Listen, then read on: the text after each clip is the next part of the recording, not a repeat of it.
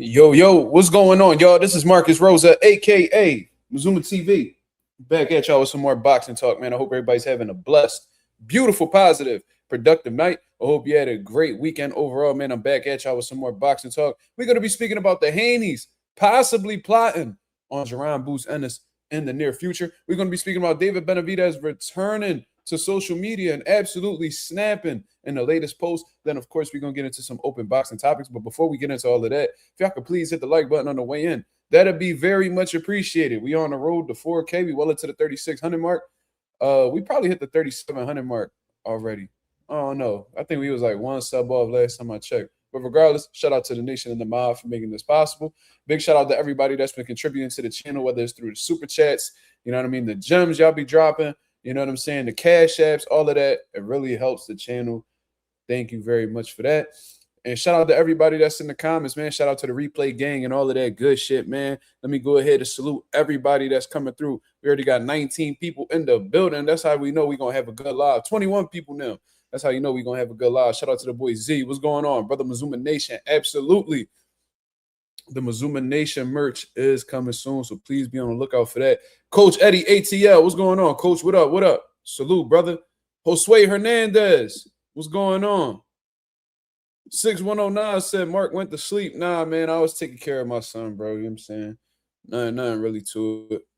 Besides that, man, just plain old fatherhood, brother. Slime El Tortador. What's going on, brother? What's up? What's up? Jalil Aziz, what up?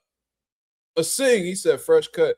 A well-needed one, brother. I was looking crazy out here in these streets, and when my hair grow out, people start getting scared of me and shit, so I need to go ahead and be a presentable person. Marissa Alvarez, what up? Marlon, Agent 86. Damn, we got a lot of people. We got a lot of day ones in the building. What's going on? What's going on? Who else? Who else? Who else? What Slime say? You know Slime be tripping. He said nigga got the cam at an angle. No, I don't, dumbass. I'm sitting at an angle, but the camera not. You don't even know geometry to even be speaking on angles, you slow motherfucker. Shay, what up? Ronald, what's going on, brother? I ain't even going to try to pronounce your last name. Is it Duzel? I don't know, brother. My apologies. Forever Runway Fashion Line, what up? 30 viewers should be 30 likes. Yeah, for sure. But, you know, that's not really realistic. It's a whole lot of haters, man. It's a lot of motherfuckers who don't want to acknowledge me. You know what I mean? They want to take my talking points and then run off to their channel, who probably bigger than mine, and, you know, try to come across as like some type of, you know, boxing, you know, intellectual, when in reality, they just dick eaters. You know what I mean? They nut grabbers. You feel me?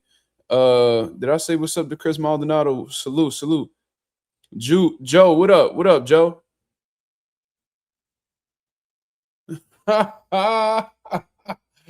Shay came in throwing motherfucker threw a haymaker in the building. He said, Mark, off topic, is fucking with a stud gay.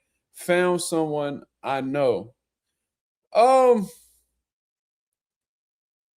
It's two sides to that coin, brother. Like, you know, I always find it funny when people be attracted to studs, because I don't know, that shit's just funny to me.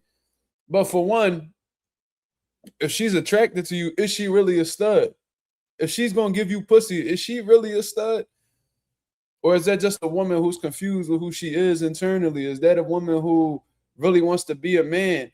Me personally, I wouldn't fuck with a stud, because I'm not fucking no bitch that dress like me or act like me or want to be anything like me. I like my women soft, feminine, cooperative, submissive, ladylike. That's just me. You feel me? Like, I don't really deal with women who want, you know, wear jean shorts out here looking like John Cena and shit. I'm cool. Like, I'm not dealing with none of that. Yeah. We not dealing with no bitches who wearing Fear of God hoodies and fucking, you know what I'm saying? Like Timberlands. And we not doing none of that. Not saying that women can't wear Timberlands, but, you know, in a masculine way. You feel me? Like, we ain't doing none of that. You know what I'm you know what I mean? But is it gay? I'm not going to say it's gay. It depends on what he finds attractive about that stud. If he's attracted to her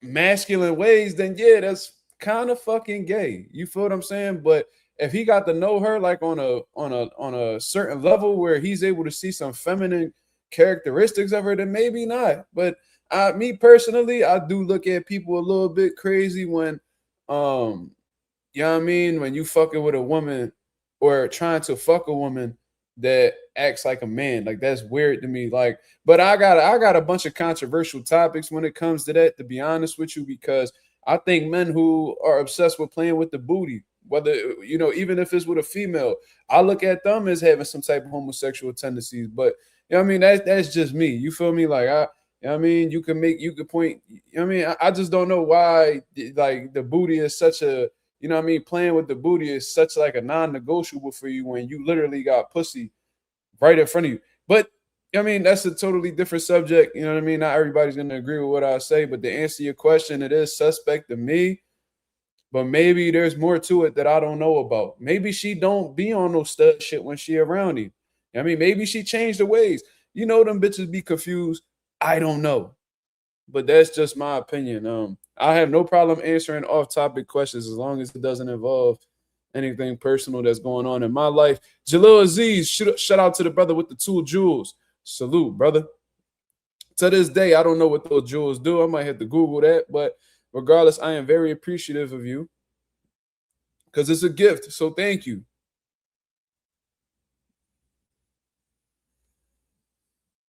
Yeah, see, slime is a queer. He said, like, that don't even sound right. Like, you say you about to fuck a stud, then go pay for her lineup. Like, that's, if you fucking with a, let me tell you this, bro. If the stud that he fucking gets a shape up, that's a nigga, bro. That's a nigga. I'm sorry. Like when the stud get to the point where they actually get haircuts and fades and shit, that bitch long gone, bro. That's a nigga. She probably done grew a dick by now. That's crazy. But anyways, man, let's get into these boxing topics, man. Salute to everybody that's in the building. Shout out to the nation. Like I said, the Mazuma Nation merch is coming soon, so be on the lookout for that. And if you guys got any type of ideas for the merch, let me know. I can make it happen. You know what I mean? I'm the man when it comes to this merch shit. I mean, I used to kill it with the merch, but I done fell back. But we're gonna be ramping this shit back up soon, and then you know what I mean, official website will be coming up soon as well. You feel me? But anyways, she probably got her peach fuzz line too. If the bitch got enough hair on her face to get her peach fuzz lined up too, yeah, she far gone, brother. There ain't no way you ain't changing that. That's the life she chose, my nigga. But man, let's get into these topics, man. I wanted to speak about the Haneys. You know what I mean? They got a whole lot of shit going on, man. It just seems like it's a big ass mess, but slowly but surely, it seems like they're coming together, and they may have found their match.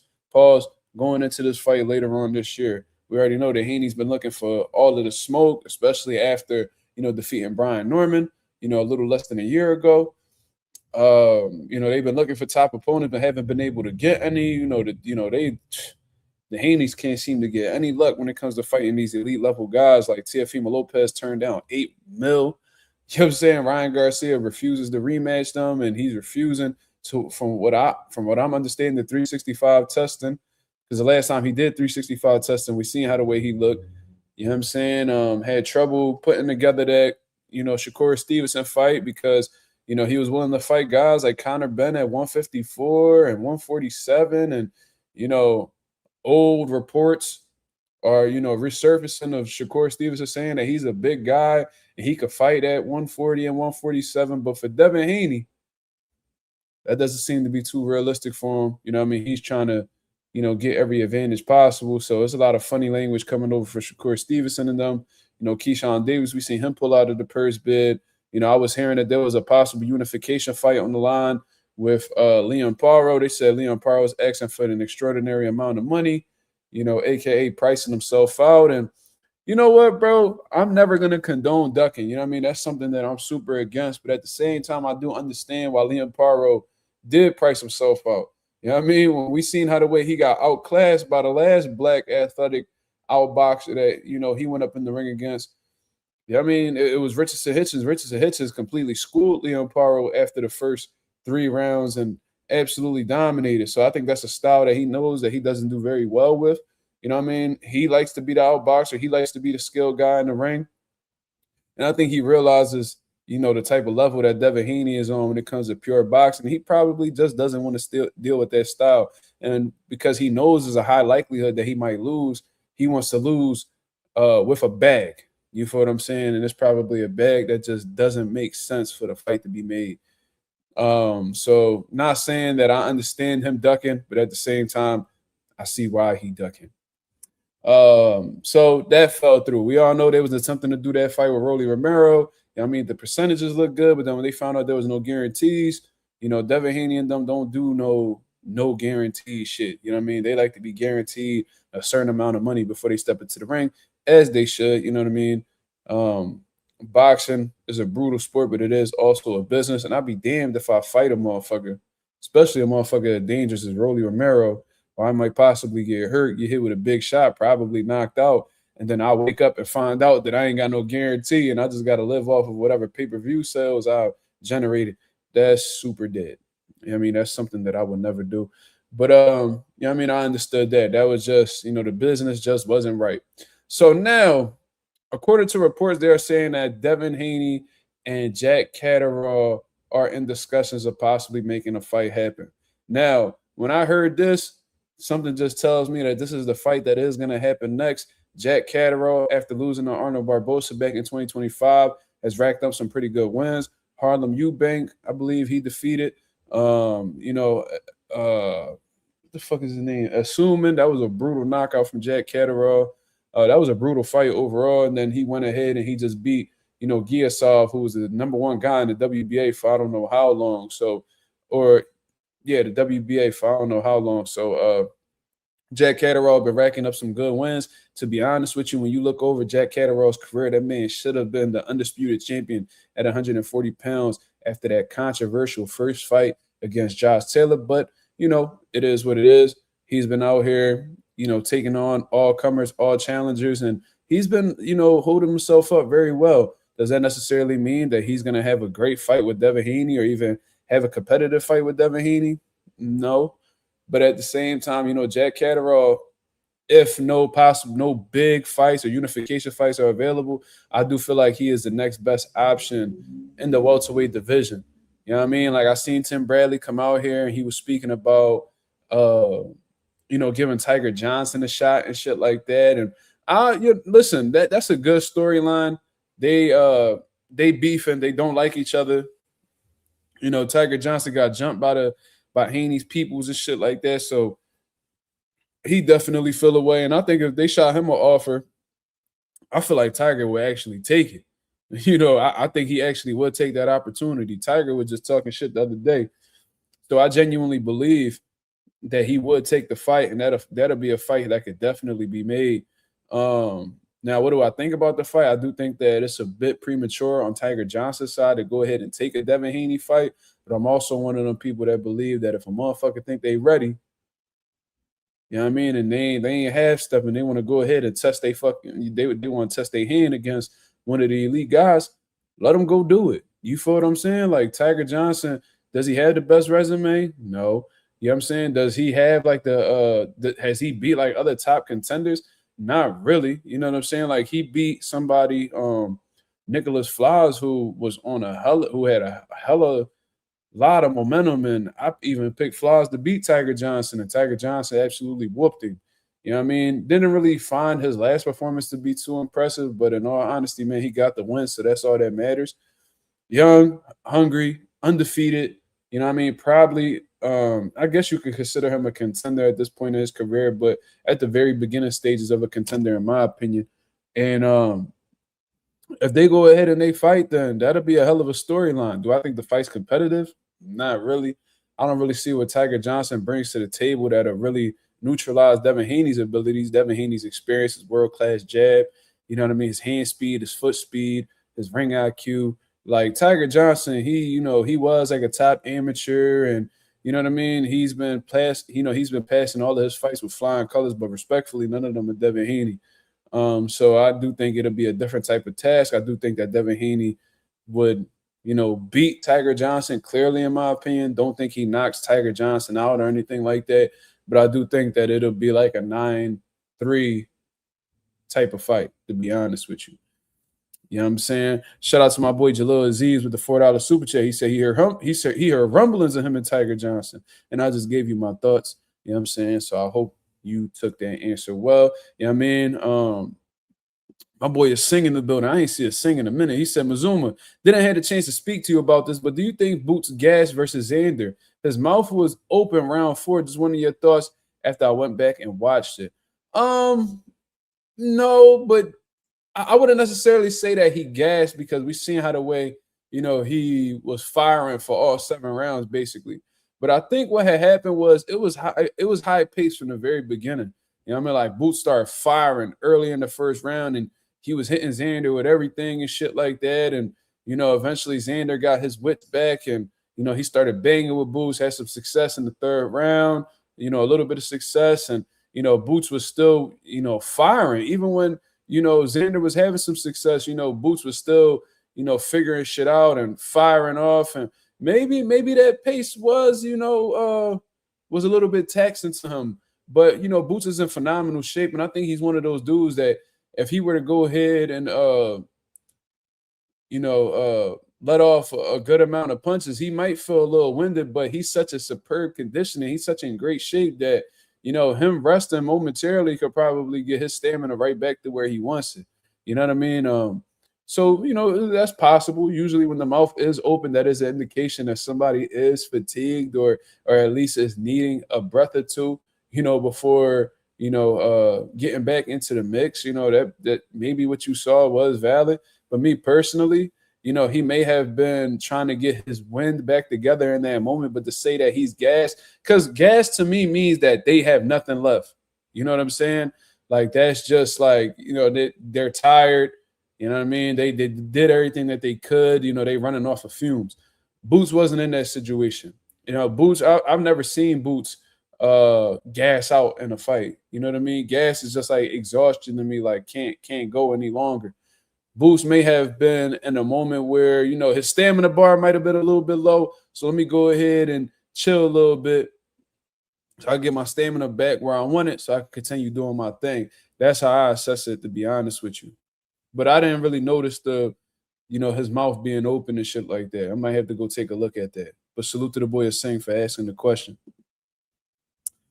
Sean Terrence says, which fight do you think is better? I mean, bigger, Tank versus Haney or Boots versus Haney, if it were to somehow happen?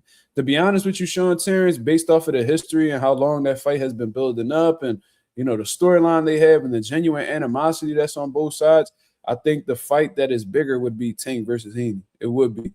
You know what I mean? These guys have been going at it for Lord knows how long. Shit, it's probably coming up on a decade, to be honest with you, that they've been having their little beef, their little back and forth, if not a decade, somewhere around that time.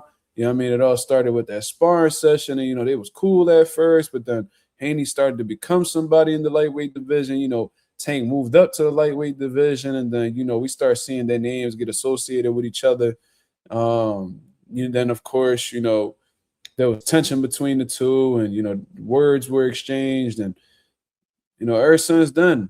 And then when that sparring footage leaked in the lead up to the Ryan Garcia and Devin Haney fight, that's what really ignited a flame between, because there was already smoke between them, but I think that's what ignited the flame. And ever since then, we've been wanting to see that.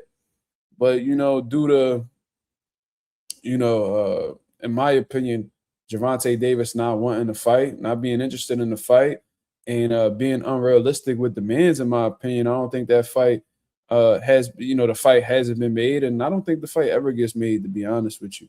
We already seen Tank try to walk out the door, after getting that Jake Paul payday. He was saying fuck everybody and that he wasn't going to give anybody an opportunity, and he was walking away.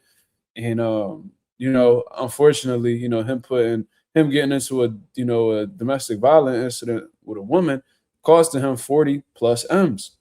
So now, you know what I mean? Since he's not getting that payday, now he wants to bring it back, and they're saying that he's going to come back early 2027. Regardless, Tank is still around, but I don't think that fight will ever happen. But, if they were to happen, you know, Haney versus Tank would be a bigger fight than Boots versus Haney.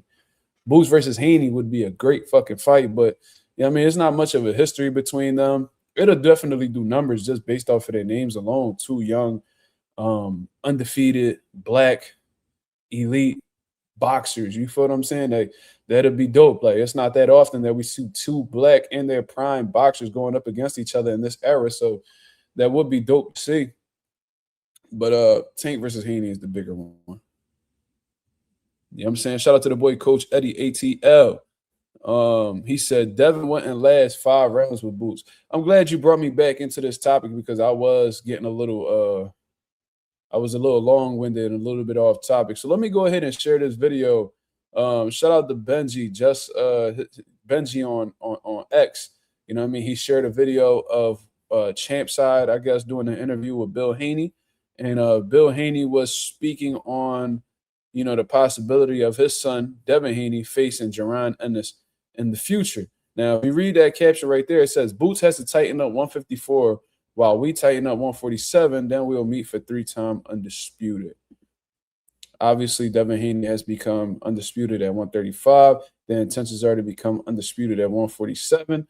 And then, you know, if Boots goes ahead and he does his thing at 154, then it's a possibility for Devin to become 3-time undisputed for those of y'all who are confused. But let's proceed. What do you think about that fight, like in the future, like being a mega fight? I mean, what do you mean? We put him on the list. You think that's something that would happen after the whole? I mean, so your goal right now is to become undisputed. I think it's his biggest fight. You know what I'm saying? And when we get to him, hopefully that will be our biggest fight as well. You see what I mean? Because I think the Ryan Garcia fight is bigger, right? But Devin, inshallah, when he beats Ryan Garcia, then that makes the Boots Ennis fight big. Yeah, I agree. I kind of said something similar the other day. Because I think Boots is gonna keep getting bigger and bigger, you know, in the sport of boxing. And so y'all go right now. But Boots needs to do what he's supposed to do. He was supposed to tighten up 47. So we're gonna tighten up 47. He tightened up 54. Then we get out. Would you? I know it's kind of hard to like be all in the future, but would you move to 54 then fight him, or would you be undisputed at 47 and then fight him immediately at 54? No. We took care. Brian Norman was breathing down his neck and all the shit, and we tightened up Brian Norman. Right now we got the 47.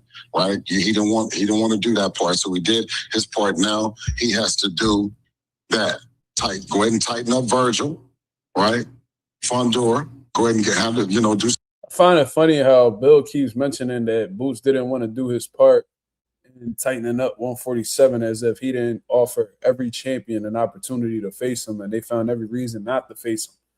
You know what I'm saying? Like, we know the whole Brian Norman Jr. situation. We ain't got to get too much into that. You know, they wanted an extraordinary amount of money that they never got in their career before. Just like Keyshawn just did with Devin, Brian Norman did the same shit to Boots without a fucking purse bid. Then we seen, you know, Mario Barrios acting like he wanted to fight Boots and shit when they were sending the offers his way. You know what I mean? He went ahead and, was it the Pacquiao fight? What was it? He went ahead and he fought the boy Ramos. You know what I mean? Jesus Ramos' uncle or some shit like that. You know what I mean? You went ahead and you fought him, or you even took the Pacquiao fight. Regardless, you know what I mean? Neither one of them champions wanted the opportunity. The only one that stepped up to the plate was his wife gave birth. Man, Stanionis had his son, but that nigga's son was born right before he fought Boots. There's no excuse whatsoever, man. It's either you gonna roll the dice or you not. You feel me? And Mario Barrios went ahead and had a baby with motherfucking, who was that? Brandon Figueroa's sister, some shit like that. And you know, bro, he went ahead and he fought immediately after that Stanionis and Boots fight. So Stanionis was the only one who stepped up to the plate. Boots fought him, became lineal champion, unified the division. But when and then they reached out to Brian Norman and them again, they didn't want to agree to anything. So he was like, you know what? Fuck it. When they was all acting funny like that, and Boots started to feel the effects of, getting down to 147 and shit like that, because he was going to stick around if motherfuckers was going to be cooperative. But once he seen they wasn't being cooperative, he was like, man, I'm going to just go ahead and move up, man. You know what I mean? There's only so much you could do. It takes two to make a thing go right. It takes two to make. Yeah, y'all know what the fuck I'm talking about. But nah, he tried. You know what I mean? And I was already, when I was in the gym, when I was at their gym, I seen that Boots was, building himself up. And I'm like, damn, Boots cut the fuck up, man. He's like, yeah, he moving up to 54. Mind you, this was before the whole Devin Haney move up and all. They was plotting that shit for months. They never, well, for weeks. You know what I mean? Probably got into the months time frame, to be honest, before, the Devin Haney and Boots situation had been, brought to their attention by Turkey Al-Sheikh. And, when they offered the fight with Devin Haney at 47, Boots was already making his transition to 54. So he was like, I'm not going back down to 47. You know what I mean? I try to stick around to unify. If I fight Devin at fucking 47, that's not a unification fight. You know what I mean? So he was like, I mean, we could fight at 152. Dev was like, no, I haven't fought at 47 yet, which is valid. It's valid. So, they both were presented the fight. It seemed like both of them were willing to fight, but they just were at two different, they were in two totally different situations. That's how I take the shit. So do I think that Devin Haney and Jaron Ennis will fight? I think it's a matter of time, man. I think a lot of shit needs to go right prior to that fight happening. Because like Bill just said, they're gonna have to become undisputed at 47. And that would include fighting Rolly Romero and Ryan Garcia. And historically, and recently, to be honest with you, they've had trouble solidifying them type of fights. So, if he goes ahead and he fights, Jack Catterall, and then he looks over the landscape of 147, the landscape could change because Teofimo could possibly beat Rolly Romero. But then I'm hearing Teofimo Lopez says that he wants to save that Devin Haney fight for undisputed. So Devin Haney seems like he might have to run into Ryan Garcia, or Teofimo's going to have to run into Ryan Garcia, assuming he beats Rolly, in order to have some type of undisputed fight at 47. That could take some time. That could really take some time. And, Boots, who knows how these dudes are going to cooperate in negotiations. Josh Kelly seems like he is all in with the fight, at the end of the year with Jaron Ennis, assuming that he heals properly from that surgery he just had. Sebastian Fundora, they'll be available early 2027. But, Sebastian Fundora historically has been very tough for a lot of fighters in the past in terms of solidifying a fight with them. You know what I mean? Another one, Sam Salukowicz, he's not the easiest to negotiate with either. They have a lot of outrageous demands and, ask for silly things, in my opinion, in order to make fights happen, almost as if they're looking for a reason to make their opposition walk away from negotiations. That's what it seems like to me. So, Fundora them is saying that now, but they're, respectfully, they're saying that while they have an opponent in front of them. So when they don't have an opponent in front of them, assuming that he defeats, that WBC silver champion, his name is Ermal, assuming that he beats Ermal, you know what I mean? We'll see what he's talking when he doesn't have an opponent in front of him. You know what I mean? And then you still got Virgil Ortiz around and shit like that. So who knows how long that's going to take? That could be a 2-year process, to be honest with you, for both guys. Boots could probably become undisputed by the end of 2027, maybe the top of 2028. Who knows? Dev, I think he's going to have a tougher time becoming undisputed because, for one, Ryan Garcia's putting all these roadblocks in the way already, saying that they have to admit that they set up Ryan to be on PEDs. And, Ryan says that he wants them to suffer from that loss that he gave them, even though in reality it wasn't a loss. It was ruled a no contest. But, Ryan Garcia is still trying to take credit for, fighting somebody on performance enhancement drugs. So, I mean, that's the type of dude that he is, man. It is what it is. And then on top of that, Rolly Romero, let's say he defeats Teofimo Lopez, he's going to find even more of a reason to not fight Devin Haney. Let's keep it real. Rolly never wanted to fight Devin Haney.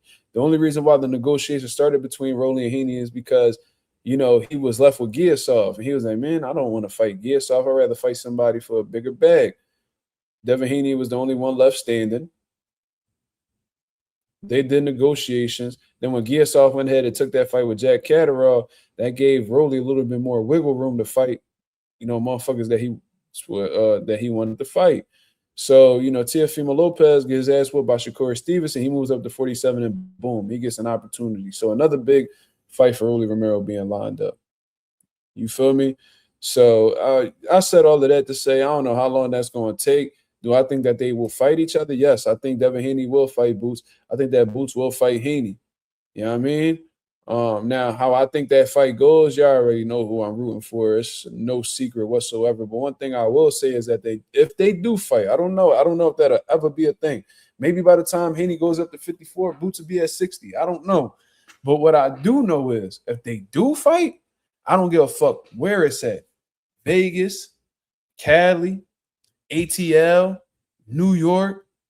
Highly doubt it'll ever be in Philly. But anywhere around this country, I don't give a fuck if they make that shit happen in motherfucking Montana. Your boy, MAZUMA TV, will be in the building. No ifs, ands, buts about it. That fight right there, I would be fucking hyped to see. You know what I mean? I got a lot of respect for the Haneys. Bill Haney just reached out to me. What was it? Early today or yesterday? I think it was yesterday because I was at a fight.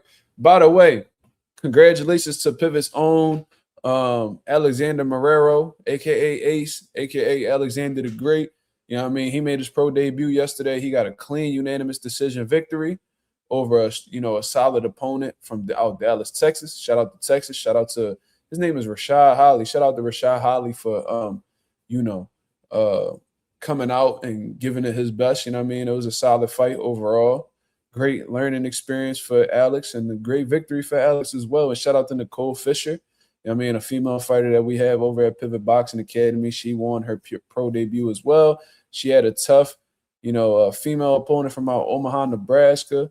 You know what I mean? Nicole took her a little bit, you know what I mean? She had a little bit of butterflies, you could tell. It was a bit sloppy, the first half of the fight, but she started to really settle in the second half. And, she was able to outpoint. She stood busy. She was able to outpoint her opponent. But those were good pro debut fights for both of our fighters. So congratulations to both of them for getting victories. And I'm looking forward to seeing what these two do in their pro debut. But what I'm really excited for more than anything, to be honest with you, is my boy Derek the Maestro Moore. His time is coming. I cannot wait. Seeing them performing their pro debuts has me extremely excited to see what the Maestro does. I mean, we're going to be patient, but once we get that opportunity, we're going to really shake up this boxing shit. That's for sure. But, yeah, that was my little halftime report right there. Yeah, I mean, shout out to my boy Trix. He said, MAZUMA, if Boots and Haney fight, are you going to be neutral and let the best man win, or are you going to be rooting for somebody more than the other? Trix, I'm team Boots all the way, bro. I don't give a fuck who Boots go up against. We already seen him go up against a Puerto Rican. You see, and I got a Puerto Rico shirt on right now. A champ representing, you know what I mean, the motherland. You feel me? But one thing about me, man, I'm a day one Boots fan. You know what I mean? Like I said, I knew he was going to be world champion before a lot of the people on the internet knew who Jaron Ennis was. I've been rocking with him since the first time I walked into the gym. And, you know what I mean, I met with his folks and, they're pretty good people. You know what I'm saying? They good people, man. They work their ass off. He lives the lifestyle. He's disciplined. You know what I mean? He's getting better, throughout the years. He's sharpening up his tools. He's willing to fight any and everybody. You know what I mean? There's not many fighters that I've ever rooted for that I've had the confidence in like I had with Jaron Ennis, bro. I'll rock with him against anybody. I don't get like it, you know what I mean? Unless it's like myself, which I would never fight Boots. But like I'll pick him against anybody. I will root for him over anybody. So yeah, y'all can label this a Jaron Ennis channel. You know what I mean? This been labeled a Devin Haney channel as well. I fuck with the Haneys. I probably root for the Haneys over everybody except Jaron Ennis. But Jaron Ennis, bro, that's Philadelphia's very own, man. I mean, that's a guy who's been putting Philly on his back since he won his first world title. You know what I mean? Even before that, you know what I mean? He's been putting on great performances, representing in the amateurs. You know what I'm saying? And no, I'm not going to keep it neutral. You know what I'm saying? And I don't expect Devin Haney fans to keep it neutral. Root for your guy. Root for your guy. There's nothing wrong with rooting for your guy. You don't have to be neutral. You know what I mean? Like, I'm cool with Bill. You know what I mean? I fuck with Dev. I never really spoke to Dev. You know what I mean? We communicated like one time through the DMs. I spoke to, you know, Bill in person. I spoke to the little brother Sean Haney in person. Good people, great folks, man. Shout out to Oakland. Shout out to, you know what I mean, the West Coast, man. Y'all got a great product over there in Devin Haney. Devin Haney's doing some phenomenal things. He's one of the faces of the sport today.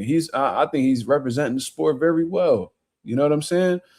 Dev is the man. You feel me? Like, I fuck with him, but when it comes to Jaron Ennis, I'm rooting for Boots all day, bro. There's no secret. You know what I mean? It's not a mystery. And if anybody was confused about who I'm gonna pick, which lets me know that y'all know I fuck with Devin. You know what I'm saying? I'm picking Jaron Ennis all day. All day. And I would expect anybody who fuck with Dev to root for Dev. You know what I mean? No, you know what I mean? Just because I fuck with Boots don't mean that y'all can't root for Dev in the comments. You feel me? When Dev was fighting Brian Norman, I had niggas in the chat that was rocking with Dev. I had some other motherfuckers that was rocking with Brian Norman. I mean, there's nothing wrong with you picking a side. You feel me? I think we need to change that. You need to change that narrative, bro. You feel me? Yeah, I'm rocking. So what? Oh, you're biased. All right, so what, nigga? So what? Niggas be wanting you to be like, oh, no, I'm not. No, I'm not. Yeah, I'm biased. So what? Fuck you mean? And if you don't like it, you ain't gotta watch this shit. Go watch a motherfucker who biased towards the guy you biased towards. See, that's the thing. They'll tell you, oh, you being biased. But the whole time they telling you that you being biased because the reason why they telling you that shit is because they're upset that you're rooting against the guy that they're biased for. Nigga, all right. So if you rooting for Dev and I'm picking Boots, and you be like, oh man, you're being biased for Boots. Okay, and you're upset because you're biased for Dev. So the fuck what? You know what I'm saying? Sean Terrence says, Dev a beast, but he does nothing better than Boots. I mean, yeah, I mean, I agree. You know what I mean? I do think that I think Boots is the better athlete. Devin got some fast feet, man. He got some fast feet. I don't know if Boots' feet is as fast as Dev's. Dev got a good jab. I think Boots got a phenomenal jab too. I think the thing is, though, people are going to say that that Devin has a better jab or he has quicker feet because he uses them more than Boots. Boots doesn't have to use them as much as Devin Haney does. Because when you really assess Devin Haney's game, his defense is really his legs and tying up. You feel what I'm saying? So if Devin don't got his legs, it's going to be tough for him to defend certain shots. You feel what I'm saying? Boots, on the other hand, you can see him rolling shots. You know what I'm saying? You can see him catching shots. You can see him slipping shots. You know what I'm saying? Like we see these things happen. Boots shows you dimensions and you see him use his feet at times too. You know what I mean? The offset motherfuckers positioning and shit like that to throw punches. So I've seen more dimensions in Jaron Ennis' game defensively than Devin Haney. He punches harder than Devin Haney. He's a better finisher than Devin Haney. I think he's a more accurate puncher than Devin Haney. You know what I'm saying? Like that's just what I think. I think that Devin Haney is very overmatched. You know what I mean? I think he's very much overmatched, but I think Boots has a lot of advantages over most of these guys in the game. From 147 to 160, I don't think anybody beats Jaron Ennis. That's just me. You feel me? So, but I'm being biased. Okay. You know what I'm saying? Well, if there's ever a situation, let's say Dev beats Boots. You know what I'm saying? Let's say Dev beats Boots. Devin a bad motherfucker, bro. And I'll continue. And I'll apologize for picking against him. No, I wouldn't apologize. I would say that because I'm a root for Boots every time, and it doesn't matter how many times they fight or who he fights. I'm a root for him every time. But what I will do is admit that I was wrong and give you your props. You feel what I'm saying? But yeah, I don't see Dev being Boots. I think Boots actually stops Dev. You know what I'm saying? Late. I think Dev's gonna do a whole lot of moving and, you know what I'm saying, trying to box, keep him at bay. But the thing is, it's gonna be tough to keep Boots at bay because it's not like Dev got a significant reach advantage over Boots. I think Boots actually got a longer reach. And it's not like you're gonna punch with Boots. That's a suicide mission. I mean, you want to play counter puncher? Like I don't know. I don't know if that's gonna go well for you.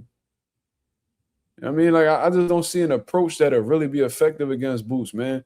And Dev is very cautious, and he really doesn't throw a lot of punches, to be honest. So if Boots stays active throughout the rounds, I mean, and Dev is being economical, you know, Boots could win those rounds just by being the busier fighter. I just don't see how Devin does it, but maybe he knows some shit I don't know. Maybe he got something in his toolbox I'm not aware of. That's the beautiful thing about boxing. You truly never know what the fuck will happen. Even when you feel like you're confident in your pick, or even if you feel like you know it all, boxing will show you time and time again that you don't know as much as you think you do. So, never know. My boy Trick said, do you think Devin Haney has more speed than Boots?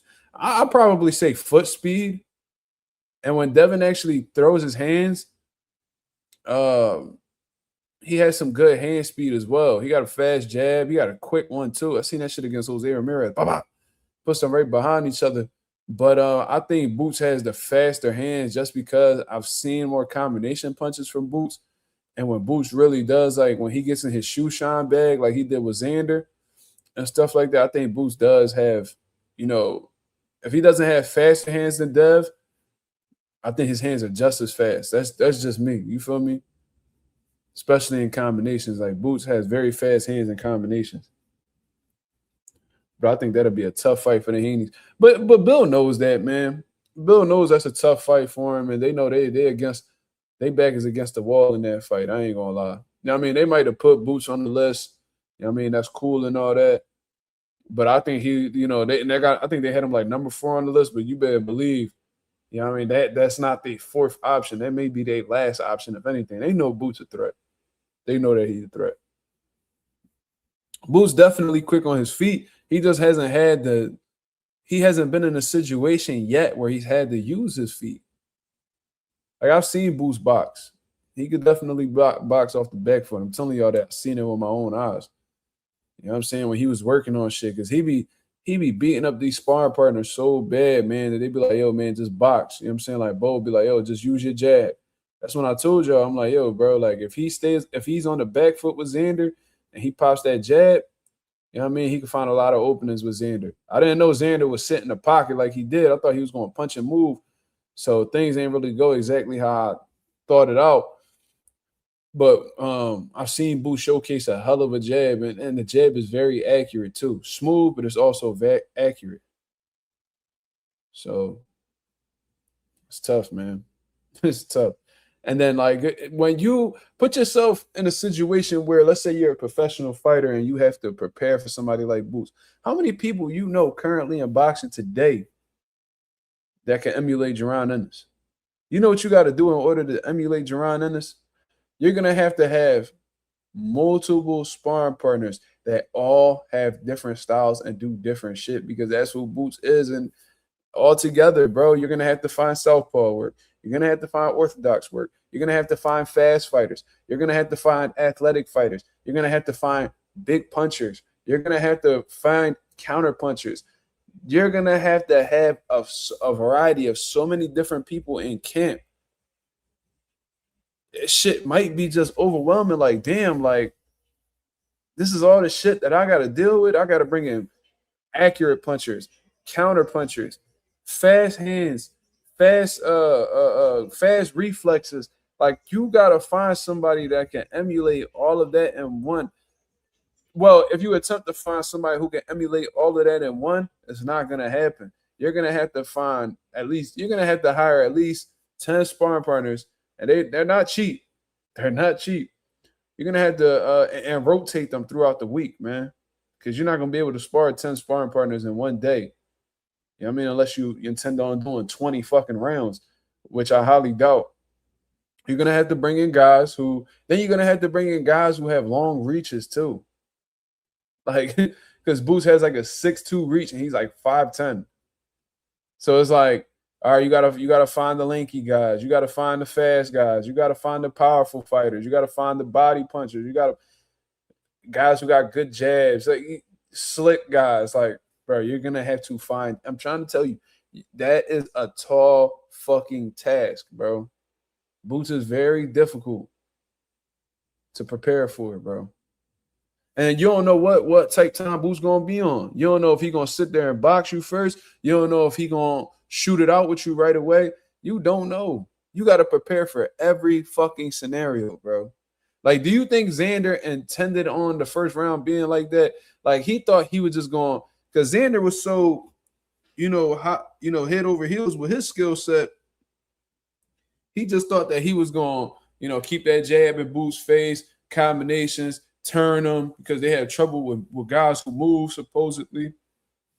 And from the very beginning, Xander couldn't keep, he couldn't see Boots' punches because Boots was too fucking fast. Then on top of that, I don't think he took into consideration how long Boots' reach was. I guess he thought since he was bigger, he had the longer reach. No, this motherfucker is out of the way, and he's popping you with 3 jabs in a row, running you in the left hands, and then these punches fucking hurt, and they're super fast. So I can't see them, and they're big shots. And now I'm getting buzzed as a result of this, hence why I got dropped early as shit in the first round. And then every time I got an exchange with him, he's throwing fucking punches from weird angles that I've never seen before, and they're rocking my shit as a result of that. I was there live. I couldn't believe that nigga Boots. Like, bro, do you know how hard it is to land a triple jab, bro? Like, niggas don't even know that, bro. Like, that's not easy to do. When you're in there with a moving target that actually has some skills, Xander got skills. You know how hard it is to, like, it's difficult to land one jab. This motherfucker landed 3 in a row. Boom, boom, boom. So what the fuck? Then Boots would drop a left hand. Then he's slipping and coming back. And but he was just hitting him with everything. I would love to know the fucking landed in that first round. That first minute and a half of that round. What the fuck was the connect percentage on that? That motherfucker, that accuracy was off the charts in that first round. But he did tell Xander, he said, bro, I'm super fucking accurate, bro. Like, I'm not gonna miss. The nigga wasn't lying, man. The nigga was not lying. And then outside of Boots' abilities, man, the nigga's also very intelligent. He can make adjustments. And the nigga is super confident. He's not going to be rattled by the bullshit games y'all play. Bill Haney like to play the psychological games. He like to talk shit, get in your head, get motherfuckers to get out of character, get him emotional. Boots not going to give a fuck about none of that shit. He not going to give a fuck about none of that shit, bro. And Bozy not going to be going for that bullshit Bill talking about. Like, that's going to be a tough situation, bro. Y'all not going to be able to get to them psychologically. You know what I mean? And all that, and all that, that shit that Devin be doing, pushing niggas at press conferences. He better not try that shit with no Boots, man. Them niggas get rowdy, bro. Leave them niggas alone. Leave them Philly niggas alone, bro. You don't want to get Bozy and them riled up. They be chilling, bro. Don't do that, bro. Don't do that. You don't want to get them his brothers and all them niggas hyped up. Leave them niggas alone. Make it to the fight, man. Get to y'all bag. Don't be pushing him. Don't try to push Boots across the room like you did with Lomachenko and all that bullshit. Leave that shit alone. And Ryan and all them, don't do that with Boots. That would be super dumb. I'm not even trying to big niggas up.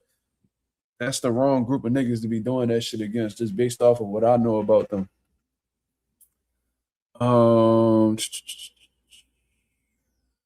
How do you think Boots versus John Beck would have gone at 160? And Boots would have beat the shit out of John Beck, man. John Beck, he got good timing, he got good counter, so Boots can't like get lazy or overcommit the shots or fall over on certain shots. Boots' speed, his accuracy, the fucking counter punching ability that he got as well. John Beck tried, man. Boots will light John Beck up, but fuck John Beck. He a drug cheat, so we don't even gotta talk about him. He might bring Bud for sparring if they were to fight. But this the thing though, like motherfuckers always act like Bud and Boots is like a mirror of each other. They not. They're not, bro. Bud don't fight nothing like Boots. Boots don't fight nothing like Bud. They don't fight alike at all.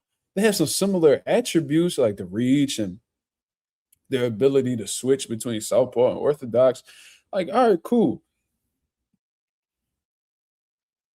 I do think Boots is a better. I do think that he switches stances better than Terrence Crawford. I think that Terrence Crawford really a southpaw that has the ability to fight orthodox. But I think there's a lot more holes orthodox in Bud game, especially defensively.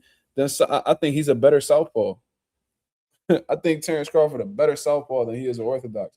Every time I see Bud turn orthodox, I always see him getting hit and all that shit. But when that nigga turns southpaw, Bud a bad motherfucker, boy. That's why he came out southpaw right away against Arrow. Like Bud know it. Bud know he a better southpaw than the orthodox. That's why his coach couldn't stop him. Think about it this way: when he was an amateur, he said that his coach always tried to make him stay orthodox because, you know what I mean, he wasn't fucking with the whole southpaw look. But Bud never listened to his coach and kept turning southpaw. Why you think that is? Because nigga, he not an orthodox to begin with. Because southpaw is what he's most comfortable with. And that's what he's gonna go towards because that's where he has his advantages at. Boots, it don't matter where he at. He gonna give you the same shit. His attributes identical from both sides. I don't think we can say the same about Bud. Not diminishing Bud. Bud, one of the greatest of this era. Marla said everyone in boxing biased. Devin over everybody. I can respect that. I ain't gonna be one of them niggas that be like, oh man, fuck man, get that nigga off my channel. He going against Boots. Bro, them niggas, I don't think they gonna fight each other for a few years if they ever fight each other. You know what I'm saying?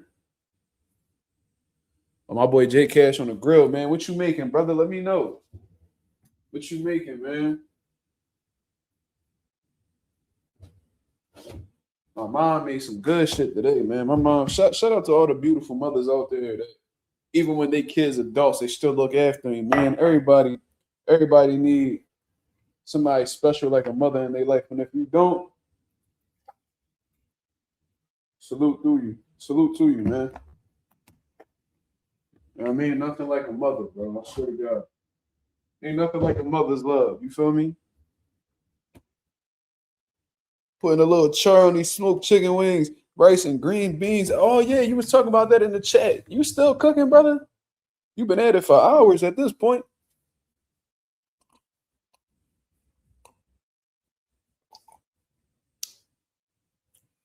Yes, sir. But yeah, man, that's my overall spiel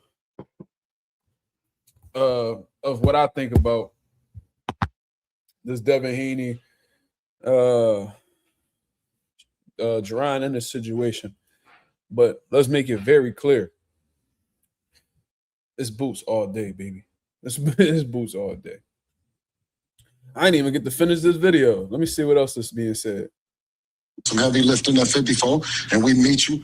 You know what I mean? For all three, inshallah, God willing. That's a whole lot of stuff, ain't it, man? Mm-hmm. Got a lot of stuff to happen, but I mean, y'all been on that path forever. So we got ours. We got our sights on ours, and according to their team, they have their sights at 54 as well. Is it true that?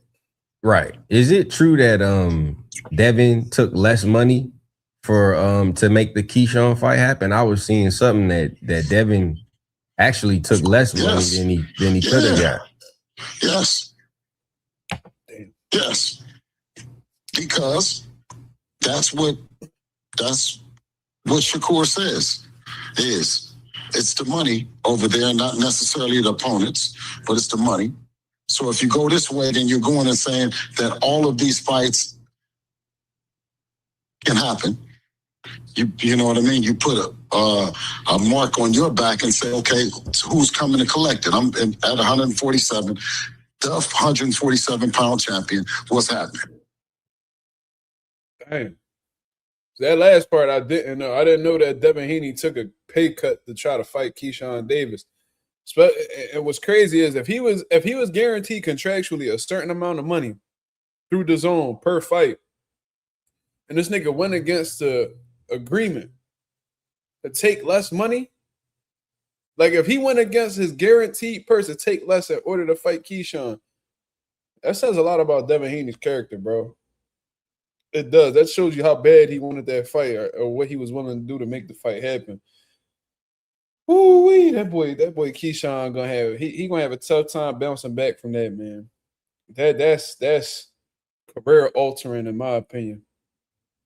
That's not a good look at all. Like I've been trying to avoid the whole Keyshawn. I've been trying to duck the whole Keyshawn situation because we done said everything we needed to say about that, but Keyshawn taking, Devin Haney taking a pay cut to fight, and you still don't want to rumble. I don't know what niggas want.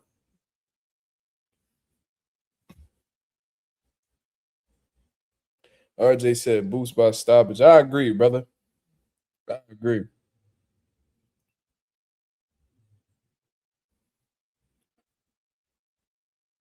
Dabrowski says, was that Benavidez account real? It looks like it. Because he's posting shit that, like, let me pull that account up. He's posting shit on there that I never seen anybody post. He's literally like posting videos.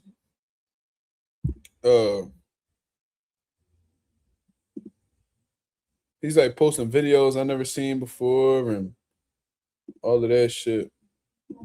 He like posted this new Ferrari he bought and let me see.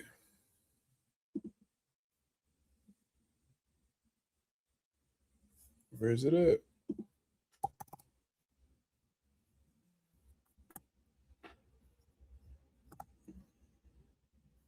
Did he delete it? Hold on. I think I posted it in the DMs. Let me see.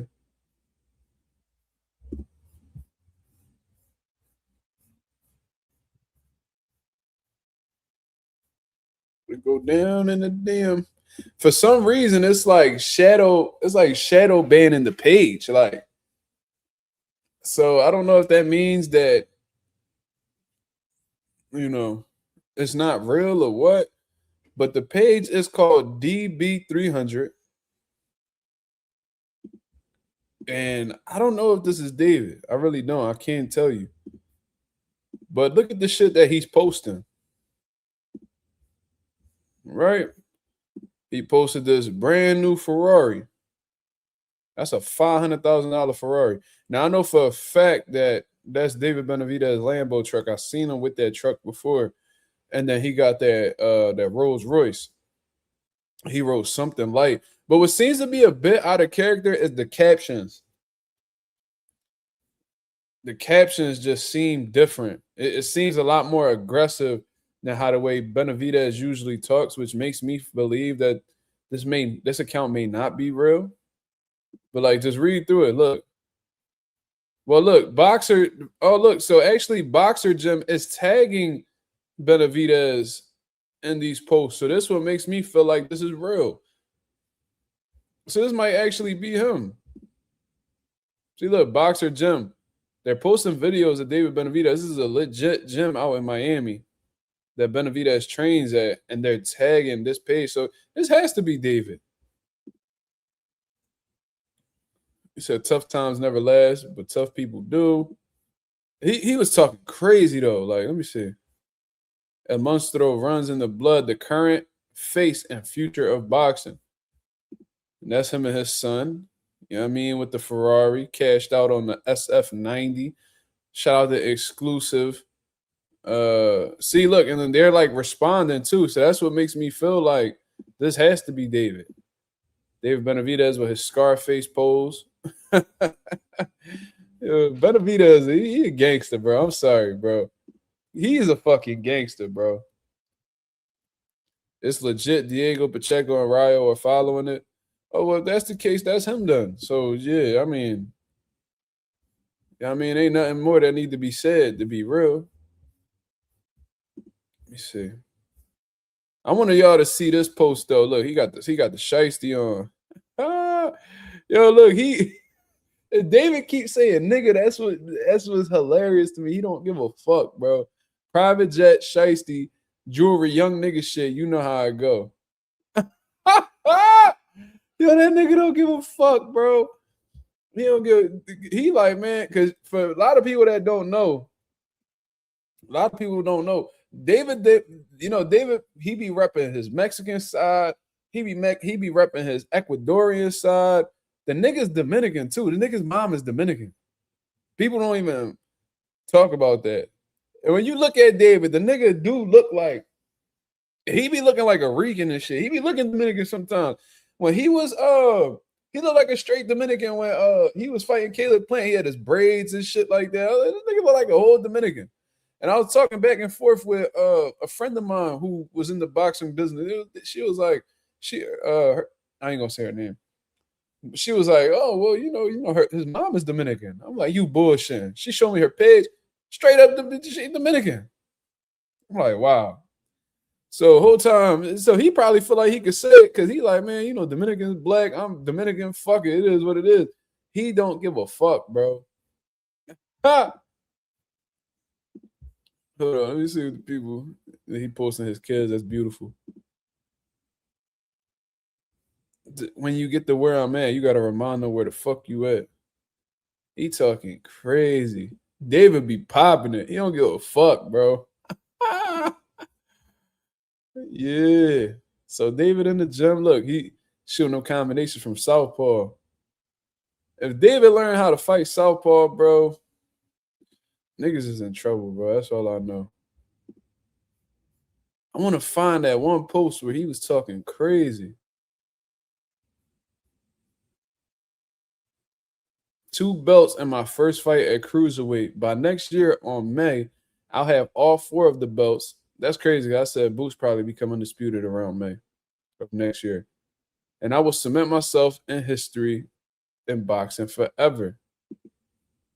Who the fuck is this? Yeah, I don't know who that is. Yo, the same nigga keep posting the same comment. Like, that's annoying, bro. Yeah, niggas is weird. But David working, y'all.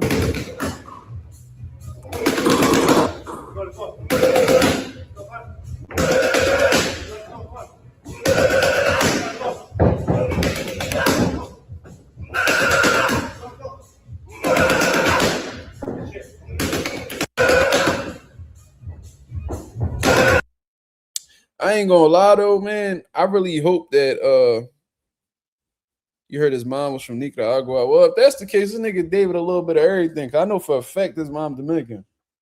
I know that for a fact. I don't know if she full out Dominican, but she's Dominican.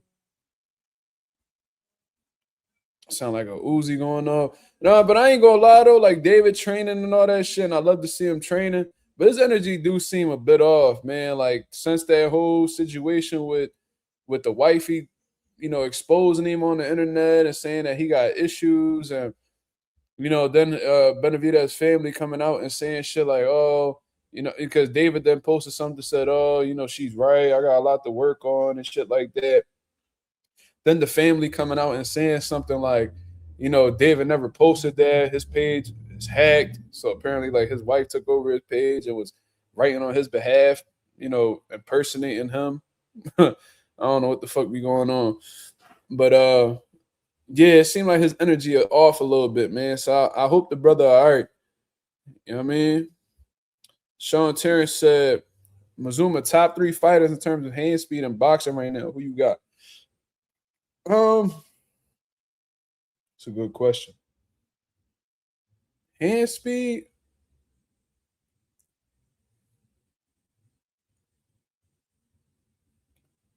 David should be on that list for sure.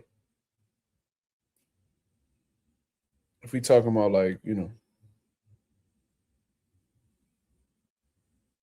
Daisy Sanchez says, so he Ecuadorian, Dominican, Mexican, and can't break 200K pay-per-view. Who gives a fuck? Nigga, a 3-division world champion. He doing what the fuck he need to do.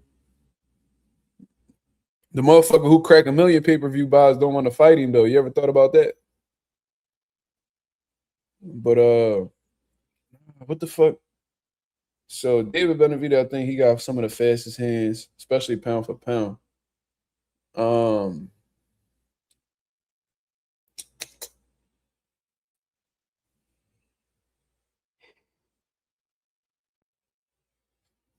It's a good question, man.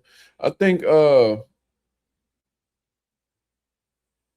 want to say anyway. But if we talking about like one shot, like speed, Ryan is fast as fuck, y'all. I ain't gonna lie, like I don't fuck with Ryan, but his hand speed is pretty fucking good, bro. I don't know. That's a good question though, man. Plant has underrated hand speed. Yeah, I think he got good hand speed, but I don't think he the fastest. I think Demetrius Andrade got faster hands than Plant. When he punching combinations, I think he got faster hands. Like watch Andre throw them little fast combinations against David. David couldn't even see them, John. You know what the fuck? David looked a little flustered. He was the high guard, just like shelled up and shit. Andre got fast hands. I ain't gonna lie. I don't know if he fastest, but he got fast hands. Dennis Thompson fast, but I wouldn't say he the fastest. Tank got fast counters. Yeah, he got fast counters. One shot Tank up there too. Yeah, he got fast counters. Fast reflexes too. Oh yeah, yo, boxer mind. Yeah, Andy Ruiz for sure. Gary Russell, especially young Gary Russell. I was thinking about Gary Russell too, Mr. Gary Russell, 126 Gary Russell, who's at 35 now. I was thinking about him, but I'm like, he inactive, so niggas ain't really gonna go for that. But Gary Russell, yeah, that nigga was super fast. If he was active and was still firing like that today, he'd have been number one to me. Loman, he not even active right now, brother. I seen him over there in Puerto Rico though, giving Abdullah Mason that belt, probably plotting on Abdullah low key. Talk of SD, salute, brother. Salute. Yeah, Boots got fast hands for sure. Yeah, Mr. Gary Russell at 126, that nigga hands was super fast. Amir Khan used to be super fast. Like them two, they were some of the fastest dudes. Who you got for top 3 jabs? I got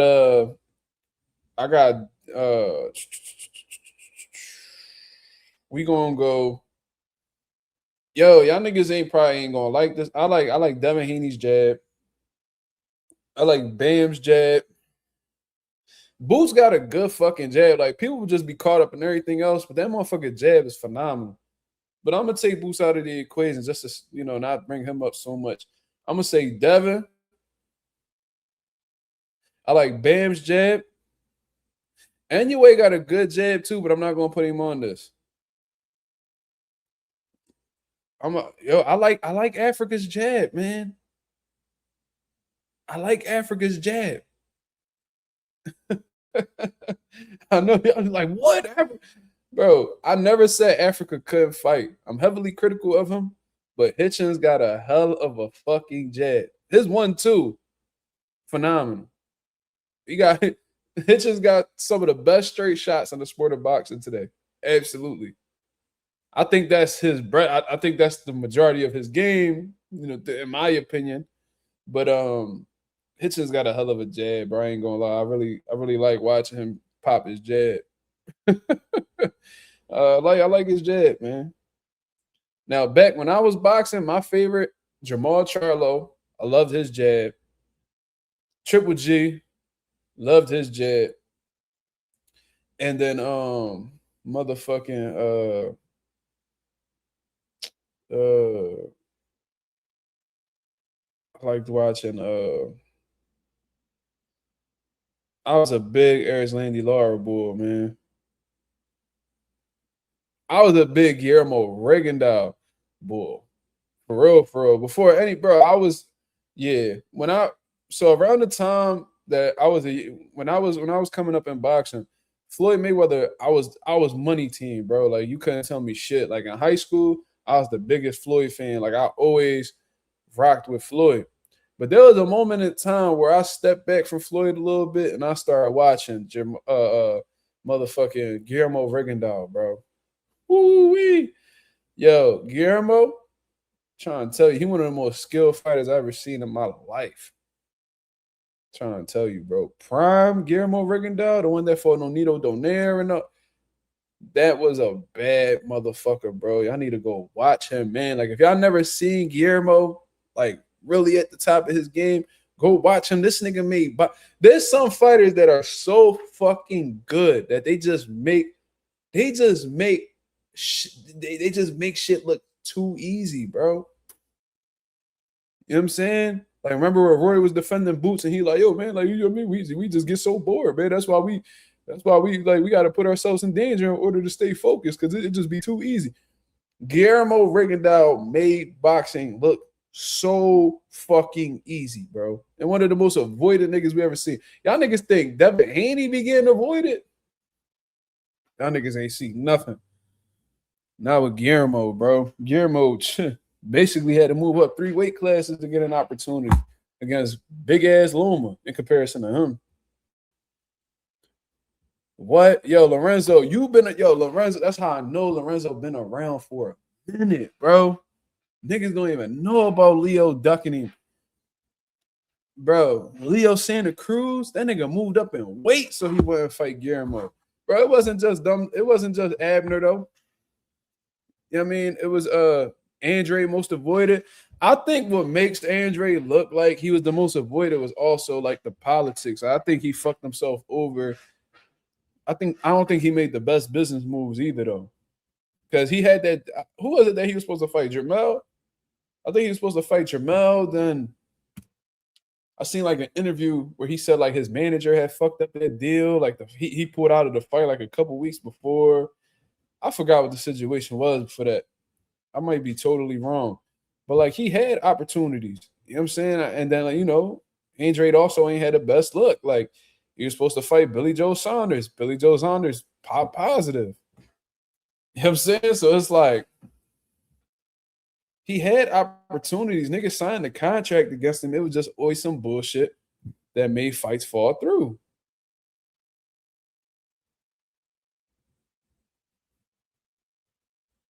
What, bro? I remember when HBO used to talk crazy about Rigo, bro.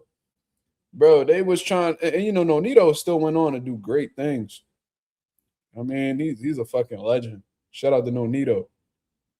But they were like trying to make him like the next Pacquiao, Filipino Flash, blah, blah.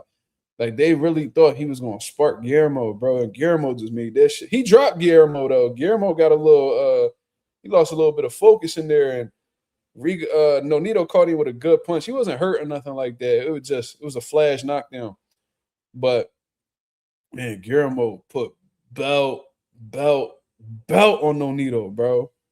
He whooped, bro. I'll never forget that shit. I was with my step pop getting a haircut down there. I was in the trenches too. I think we was down like 8th and Stella.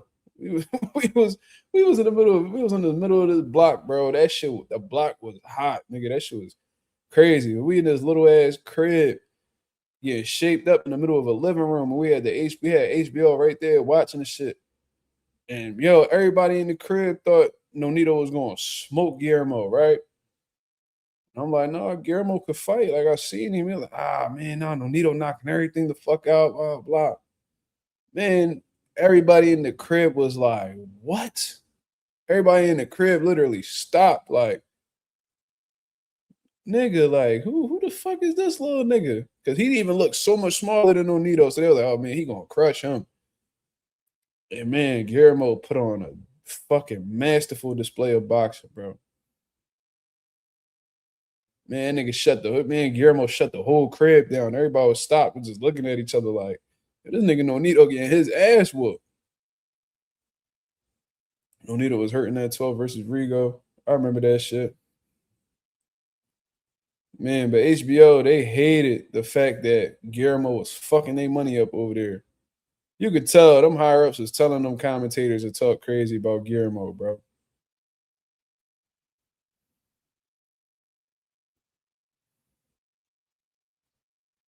Guillermo was a fucking beast, bro. And I'ma always remind people of that, bro, because he got done so dirty, man. They did Guillermo so dirty.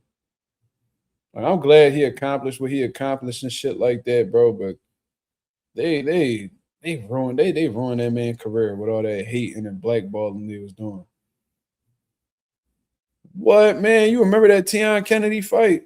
Bro, that shit that, man, I felt so, bro, and I rarely feel bad. Like, mind you, I be enjoying niggas getting the shit beat out of them. Like, I really take like that's very satisfying to me to watch a good ass whooping. I'm one of them type people.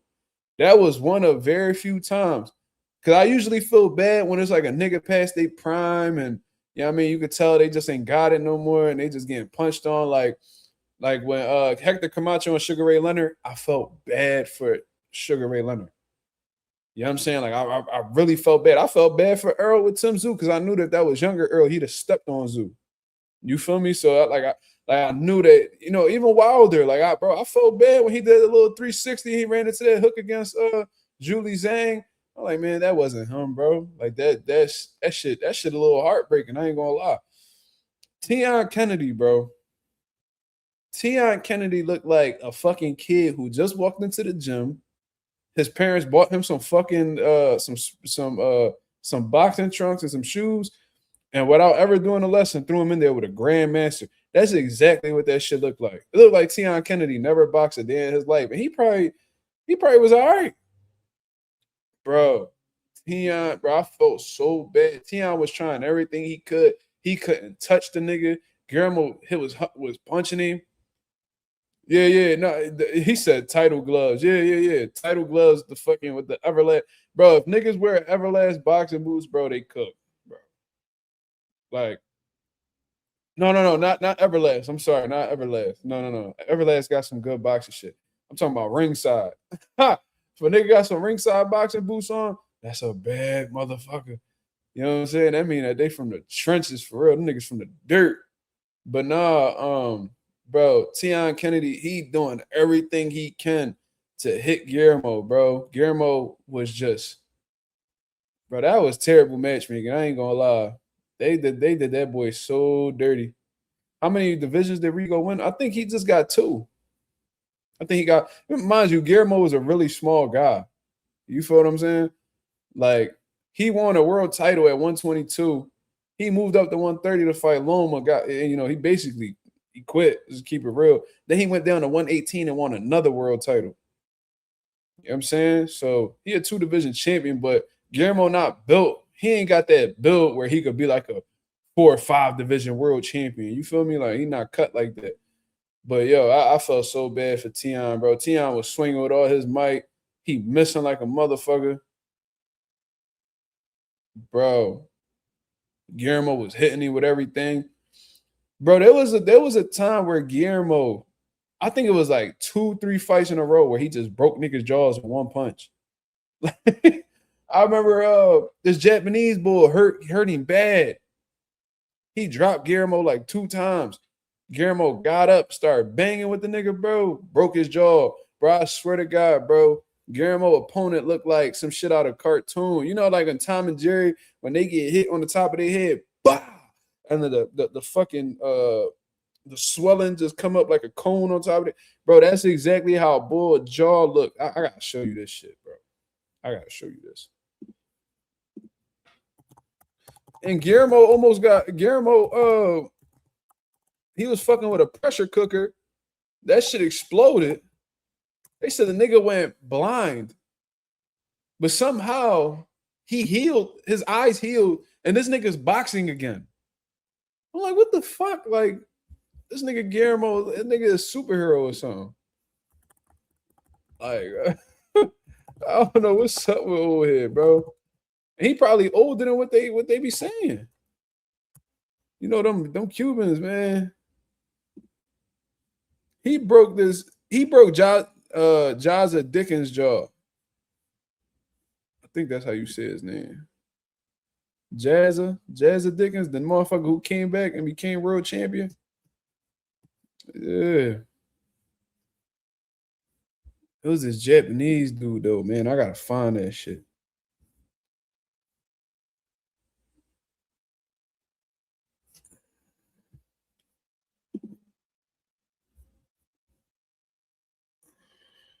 Look at this shit, bro. His name was Hisashi Amagaza. Bro, look at Guillermo shaking his nigga hand. Tion from Philly. Is he? I didn't, bro. I'm gonna keep it real. I don't know. I really don't know. But if he's from Philly, that's crazy. But look at this dude jaw, bro. Where the fuck is it at? Look at this dude jaw. Look how inflamed look how swollen that shit is. That was one punch, bro. Bah! I was like, damn, bro, that shit looked worse. Bro, that shit looked worse. And damn, I did not know Tion Kennedy was from Philly, man. No disrespect, brother, but damn. That nigga got fried. I ain't gonna lie. Guillermo was just different. Ain't no disrespect to Tion. Nigga, you was in there with one of the best amateur boxers of all time. Nigga, one of the most skilled motherfuckers that ever lived.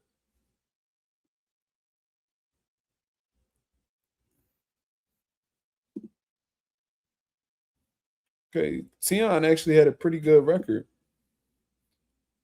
19-2, 2 draws, not bad. He was 5'6" with a 6-foot reach. Damn. Yeah, bro. That was crazy. He like Guillermo made him look like he never boxed before, bro. I'm gonna keep it real. He looked like Ed and Nettie when they eating a jawbreaker. My boy Mill said he went blind in his eye a couple fights before Rigo. How the fuck was he passing them exams then? How was he passing them physicals before the fight? Don't they look directly in? Don't you got to get your pupils dilated and all that? They couldn't tell he was blind. That's crazy.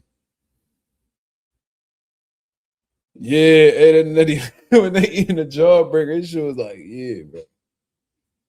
My boy Friday Night Films with the 440 jewels. Let me find out what these Jones do, bro. What do jewels do on YouTube?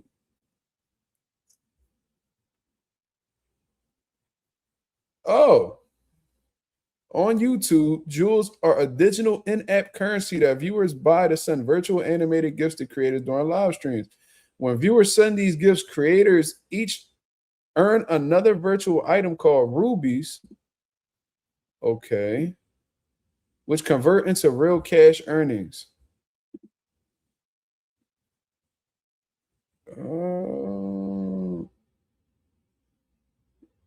Okay. Appreciate that. Yeah, boxing is a business, but that's crazy. They ain't let Earl Spence get past with a detached rating, but Tion Kennedy, I guess he can. I remember when Roy Jones fought this one dude, and the dude health was deteriorating so bad that no commission would allow him to fight. And then somehow, some way, they got a commission to approve it, and Roy beat his ass so bad, bro. That shit was sad. Was it? I'm gonna know the name as soon as I see it.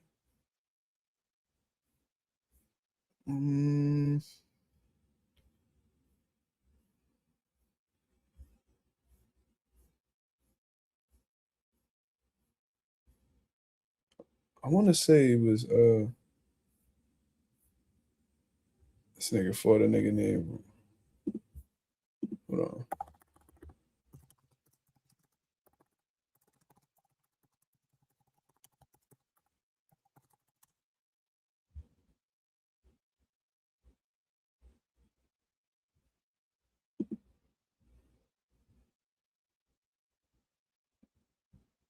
I'm not gonna be able to find it. I was reading some shit about it though.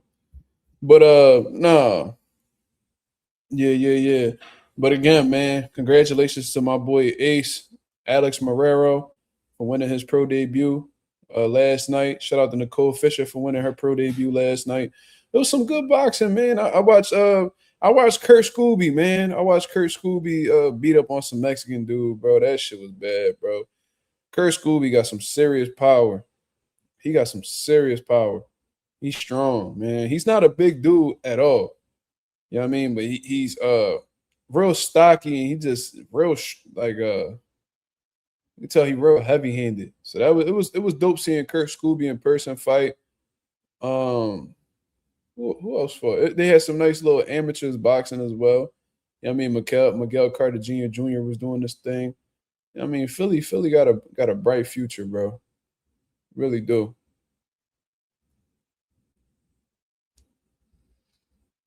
But moving forward, I'm gonna start doing post-fight interviews for a few different promoters. So I'm really looking forward to that. The long-term goal is to obviously do commentary. I've been trying to do that for a couple years already. But I haven't been getting opportunities, unfortunately. So I gotta start from the very bottom. You gotta start somewhere, right? So I'm gonna start doing post-fight interviews, backstage with fighters, and hopefully they'll see the consistency with that. And then give me the opportunity to commentate. You know what I'm saying? That's the goal. That's the goal. But I didn't even get to show y'all what David said, because David keep talking this nigga shit. Shit cooking me, but this is what David said. Now, I didn't see that. I went to go look at his page to verify this, and I didn't see it. So maybe he deleted it before I came on and viewed his page. I don't know, but we know for sure that this is David Benavidez's new Instagram, and y'all read it. Y'all can read. He talking crazy. He said niggas are really pussy as fuck. I told him pussy ass niggas. You can tell David been saying nigga his whole life. You can tell. I tell them pussy ass niggas, if you don't want no smoke, don't like that match. Damn. He talking crazy. Yo, nigga, somebody gonna have to pull David card. That nigga talking hella spicy, bro. And I think that was a response to Jai Opataya, because Jai saying that like David Benavidez is ducking smoke and shit like that, and you know what I mean? All that good shit. The Boxer's Mind said, Mazuma, I saw you doing a post-fight interview a while back. Which promoter company was it? It was King's Promotions. It was Marshall Kaufman. Marshall Kaufman and my dad been good friends for years. So my dad put in like a little OG call for me and shit like that. And that's how you know, like, bro, I'm trying to tell you, bro. Like, I don't give a fuck, to be honest with you. I'll tell anybody that they face this media shit, bro. Like this boxing media shit, like the niggas who be running like the media side of like these pro fights and shit like that, bro, they fucking racist, bro. Like, I ain't gonna say what was said like publicly and stuff like that, but bro. But thank God Marshall gave me the opportunity, man. He had to pretty much force me into the equation. You feel me? And then when the guy, you could tell he was visibly upset. You could tell he was visibly upset because he wanted to do the commentary and he wanted to do the post-fight interviews. And Marshall was like, bro, you gotta pick one. Like, which one you gonna do? You know what I'm saying? Because like regardless, my young boy gonna do his thing. So what you gonna let him do? All right, fine. I'm like nigga, the fuck out of here, bro. Like, stop hating, nigga. So he let me do the post-fight interviews, man. That's how I was able to get that Mekhi Phillips interview. I think he has a lot of potential. I interviewed damn, what the fuck was his name, man? The heavyweight prospect, Pedro. Linear Pedro. I interviewed him. Who else? And that one kid that signed with Top Rank, his name like Price Taylor or some shit like that. I did a lot of good interviews, man, and they came out pretty well. But shout out to Marshall Kaufman, man. He the reason why my dad was able to be as successful as he was and is still successful to this day being a boxing manager, because Marshall was the first one to give us an opportunity. You know what I mean? No, it wasn't the Robert Merriweather card. No, it was in Philadelphia. No, I'll show you what card it was.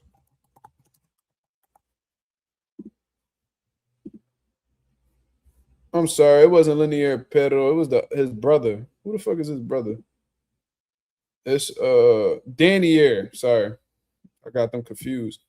So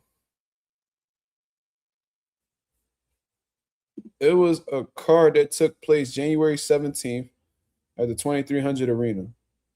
And it was no, I'm sorry, I said Price Taylor. It's Price Sparrow.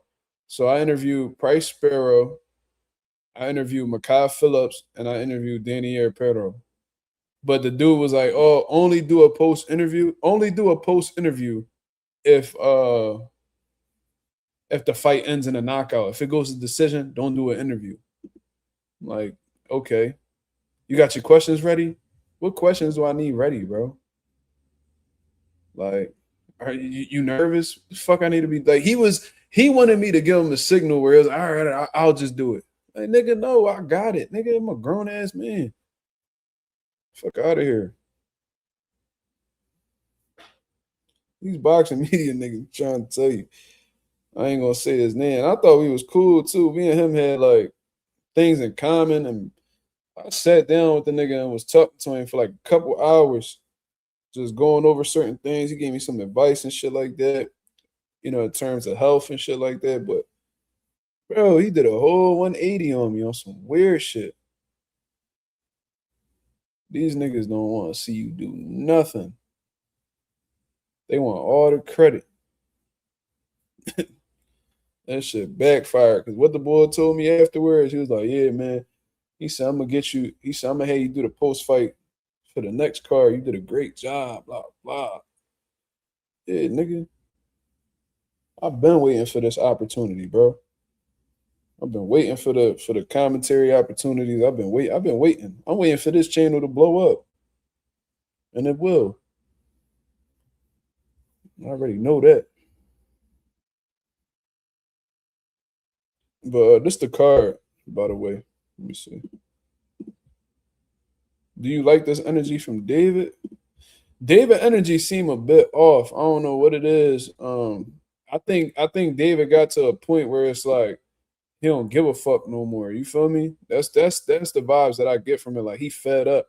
Like you could tell like he frustrated right now. You know what I mean? And I guess it's because of the shit that's going on. I ain't even show y'all the shit that he posted on his page. He was like, man, I don't trust nobody no more. Like, it's fuck everybody. Like, he literally was saying that on his page. But this is the card right here that I did the post-fight interviews for. You know what I mean? So salute to them. You know what I mean? But let me go back and find that John.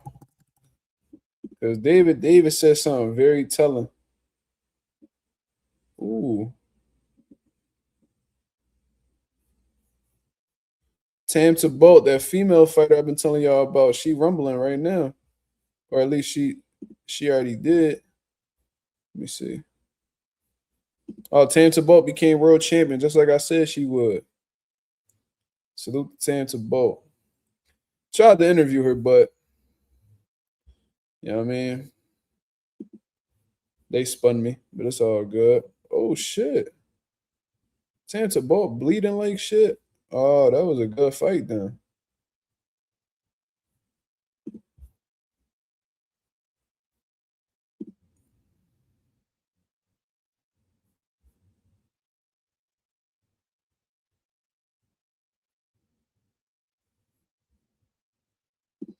Anyways, let's stay focused, brothers and sisters. Look like that was a good fight, though. But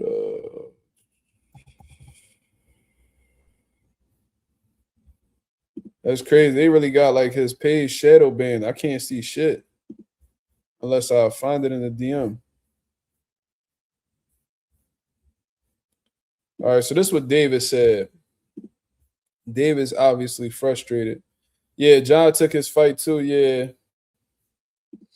Yasir says, who your top 5 favorite fighters today, Mark? Like boxers you really fuck with? I answered this before, but I answer it again, so because most likely you ain't hear it. Boots, Benavidez, Bam. I like Abdullah Mason, and I like Moses Atama. So that's 5 right there. Salute, brother. But I need to show y'all this, man, because you could tell David's energy changed a lot. It seemed like a darker energy. I don't know though. But this is what he said. Never needed a handout. Hold on, let me take this out real quick. Y'all niggas. Y'all can see my DMs in the background and shit. Oh well, who gives a fuck? Never needed a handout from anybody. I've been training since 2 years old, made my dreams come true, and became world champion multiple times and captured belts in 3 different weight classes. In the process, I ran into a lot of snakes that just want to take from me. I came to the realization that nobody gives a fuck about you, and they just want to take everything from you. At this point in my life, it's really fuck everybody. I only got myself in this world. Woo. I think as men, we all get to that point because the reality is, bro, I'm gonna keep it real, bro. As men, like a good percentage of the love that we receive is conditional. Yeah, I mean, and I think David is starting to realize that. I don't think David had much experience with women growing up. That's just my opinion. You know what I'm saying? He was a little fat nigga. They probably ain't ever want to fuck with him and shit like that. But you know what I mean? Now he the man. You know what I mean? He got money. He the breadwinner in his family, and that comes with a lot of stress. It comes with a lot of responsibilities.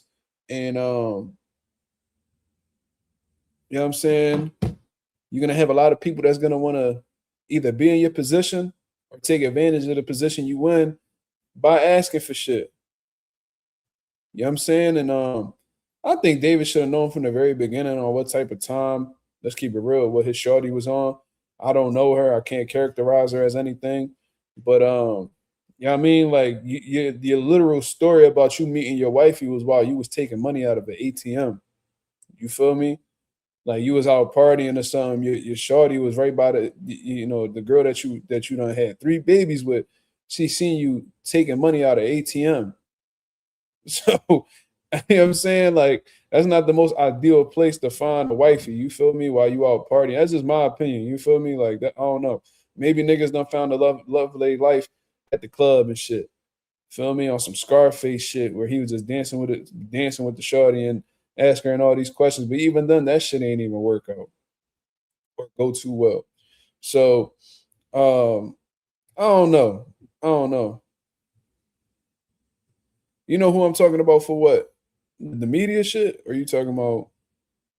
Well, yeah, I don't got no problem saying the name, but I really don't be giving a fuck, bro. I really don't. I don't got no problem saying it to anybody either. But yeah, I think all men get to this point at at certain parts of their life, and David's probably just realizing this now because, like I said, I don't know David, I don't know him personally, but you could tell how the way he was carrying it, like this was like his first, you know what I mean, like real John. You feel what I'm saying? Everybody running to their first real girlfriend and start bending over backwards for him, and you know what I mean, just being all about them, and just being so happy and love and all that shit. Then they show you who they truly are. You know what I mean? They made it seem like they were supporting you the whole time. They was probably viewing you as competition or, just using you. You know what I mean? Just using you for what you have. And yeah, they coming across supportive, but at the end of the day, they only supporting you because as long as you winning, they winning. You know what I mean? So with all of that shit being said, bro, I think David just reached a point in his life that a lot of men reach. And you know what I mean? Like I said, I'm going to say as a man, bro, probably 90% of the love that you receive is conditional. It's fucked up, but that's just the world that we come up in. As a man, you got to provide. You know what I mean? As a man, you got to protect. As a man, you got to have some type of emotion. You know what I mean? And if you're lacking either one of those Johns, that's more than enough reason in a woman's mind or a friend's mind to kick you to the motherfucking curb. You feel me? Even if you're doing all 3 of those things, a bitch will still walk away. You know what I mean? Because they may feel like they're more secure with this person. They might be, a lot of these women, they all in it for security, bro. So you could be protecting them, you could be providing for them, you could be doing it all. You could be covering every aspect and be doing very well, and the bitches still leave you because they feel like they have a better opportunity elsewhere. I've seen it. I've never personally experienced it, but I've seen motherfuckers go through this shit, and it's a cold world out here, bro. And maybe that's the type time that David's on. You know what I'm saying? Look at David's pictures. Remember when every time David would post a picture, bro, if he wasn't in a fucking boxing ring, this nigga was taking pictures with his wife. You cannot find out one fucking picture with him and his girl on this new page. You just see him and his kids. You ain't even and his fam. You know what I mean? Like his brother or maybe his father. You feel me? You don't see nothing. You don't see anything that got anything to do with his bitch on this story. And that's saying a lot. You went from taking pictures, you know, holding hands with your wife, walking into the arena to sitting on the motherfucking Rolls Royce by yourself. That's why a lot of motherfuckers be like, man, fuck bitches, get money, because these bitches will disappoint you every time, and all you left with is a couple dollars. And even though they ain't the root to happiness, shit, I'd rather have this than be broken by myself. So if I'm gonna be by myself, at least I'm gonna have a fucking bankroll with me. Is it the best situation to be in? Not really, but I'd rather be a rich, lonely nigga than a broke, lonely nigga. And I think that's the type time that David on. I don't know. You feel me? I'm just speculating. I probably don't even know what the fuck I'm talking about. Maybe they doing good. I don't know. You feel me? But when she came out on social media, and I always say this, man, if there's any ladies in the building, if you got a relationship that you really putting your all into, and you know what I mean, you want to work out for the long term, leave your fucking business off social media, man. As soon as you put shit on social media or you start exposing a nigga on social media, your relationship will never be the same. You feel me? Y'all can get through a lot of shit. But exposing people on social media and doing all that extra shit, once it get there, it really ain't no going back. To me, that's like same shit as like a bitch calling the cops on you. Like, why are you exposing our business to people over here when they could? I feel like if a woman ever called the cops on you, it's like they basically okay with the worst case scenario being done to you. You feel me? I was like, you know, these fucking cops be down to niggas. You know, they be trying to smoke a nigga for no fucking reason. A lot of these niggas be power tripping, look for a reason to catch a body. And you about to send these niggas my way. Yeah, he said he met her at the ATM. You know what type time she on. And look, I don't know what club he was at, but let's say, you know, he was down where he was at right now in Miami. You know what type time them bitches is on. As soon as you walk into a club, bro, you should not be looking. You should not be shopping for no fucking wife. No motherfucking gentleman's club, strip club, motherfucking or any like big popular fucking like bar or club. Like, man, all them bitches going, bro. All them bitches going. You know what I mean? I just know if I met a motherfucking club and there's all whores in there, my mindset ain't gonna be, let me find the love of my life. No. Fuck I look like. If I'm out there politicking, whatever the case is, nigga, I'm there to have a good time. And if I was, you know what I mean, I ain't gonna say too much. I ain't trying to get the wifey mad. But if I was a single nigga and I'm at the club, you know what I'm saying? I ain't over here looking for the love of my life. I'm trying to drop dick on something. Like, you fuck you mean? Like, fuck you talking about, nigga? Ain't nobody trying to wife nobody out here. I know y'all ain't shit. Maybe she got there because she was fed up. That don't mean you put that shit on social media, though. There ain't nobody fucking business but y'all own. So let's say if the tables was turned. See, because women, they love doing that, right? They love doing that shit. Like, they always try to defend stupid shit that women do. You know, they get emotional and all. Mind your fucking, like, the people don't need to know that. That's why I was telling Jamel Charlo wife. She was talking shit about Jamel on social media. Oh, he's cheating on me. Oh, and she was like recording him. Oh, he cheating on me again. But what you doing? Still in that nigga crib, still sucking dick, still taking care of him. Like, you doing all that complaining just to be on the nigga dick the next day. Oh, you fucked that girl yesterday, and that she's sucking dick within 24 hours of her saying that. So you doing all that complaining on social media, just to be back on a nigga dick soon as your emotions come back down to earth. Like, cut it the fuck out. Then on top of all of that shit, you getting mad because Jamil Charlo brother talking shit about him on the internet. Bitch, he ain't do nothing that you ain't do. So why the fuck is you so worried about it? Mind your business. That'd be another thing. Like, these bitches don't be knowing how to mind their business. Bro, if it's two grown men, bitch, do what the fuck they do in the ring. And you know, step to the side, nigga. Step over, nigga. Mind your business. Get off the fucking center line, bitch. You a boxer wife, right? So you must know, do you ever heard of the term get your head off the center line? When two men is getting into it, do the female thing and get yourself out the motherfucking center line. Get out that line of fire, bitch. Mind your business. You feel me? That's what I be on. You know what I mean? The Jamal's talking shit about my husband online. Bitch, you did the same shit a couple months ago.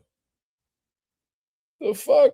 Fuck me? What? Is it because it's not you? He crossed the because it's not you. It's unacceptable. Like, shut up. Shut the fuck up. Bitches be weird, bro. She gonna go, and then David Benavidez, she gonna go. I don't know what David did, but let's say David was dropping dick in another bitch or whatever the case is. I don't know, some extreme like that. Oh, David has substance abuse issues, and all right, but you know what I'm saying, when you was getting a couple dollars, maybe David got fed up with the bitch. Like, you know what, yo, like you doing too much. You know what I mean? Like, I'm done fucking with you, whatever the case is. You know what I'm saying? So she probably got in her feelings. He probably kicked her to the curb. I don't know. He probably broke up with her. I don't know. So now she want to go ahead and expose his substance abuse issues. But when y'all was in the same crib and everything was cool, y'all was together and he had his substance abuse issues, I ain't see you running to the internet because you was still stable. You was still cool. Y'all was on good terms, so you wasn't going to air out that nigga dirt. But now that y'all not on good terms, now you want to go tell the whole world what he got going on. Like, y'all bitches weird. Y'all weird. Y'all love it. Y'all willing to deal with shit as long as y'all still benefit. You feel me? Damn. You know these Regans out here can't even hear that shit. You gonna wake my son out they motherfucking sleep. I'm trying to tell you, bro, like these bitches be tripping. Like, y'all be cool. Y'all be, like, I don't know, bro. I know some real get money niggas, bro. Like, I'm trying to tell you, like, I know niggas that done had millions for years. And they bitches be willing to deal with whatever. Like, them niggas be, them niggas could be on the fucking perico. These niggas could be, they could have like 40 mistresses. Bro, they could have so many things going on, but as long as the bitch is okay, they don't give a fuck. They won't say a word. You know what I mean? They playing their role, but let the nigga be like, you know what, yo, like, I'm done fucking with you, or you know what I'm saying? Like, nah, like, we ain't doing this no more. I think we ran our course, you know what I mean? We cool. Now you want to run on social media. Oh, do you know that this nigga be fucking with cocaine? And, you know, he done got 3 bitches pregnant while he was with me. And why are you telling us this shit now, bitch? You was keeping it to yourself when y'all was together. Now that y'all ain't together, now you want to do a tell-all. Keep it to your fucking self like you did before, bitch. Ain't nobody trying to hear that shit now. That shit not even our business. And what's your end goal? Like, are you trying to destroy the nigga reputation? If the nigga got 40 bitches on rotation, I said rotation. You got 40 bitches on rotation. You know what I'm saying? I think they all know he ain't shit neither, but you know what I mean? Come on, man. A bitch know when a nigga got a line, got a roster. You feel me? They be knowing the nigga ain't shit, but guess what? They be around him because they want to benefit off of him. It's simple. This all happened when David and his ex-wife were planning a wedding, and for some reason she called it off. Yo, Tricks, you think she called it off? You think she called it off? I fucking heavily doubt that.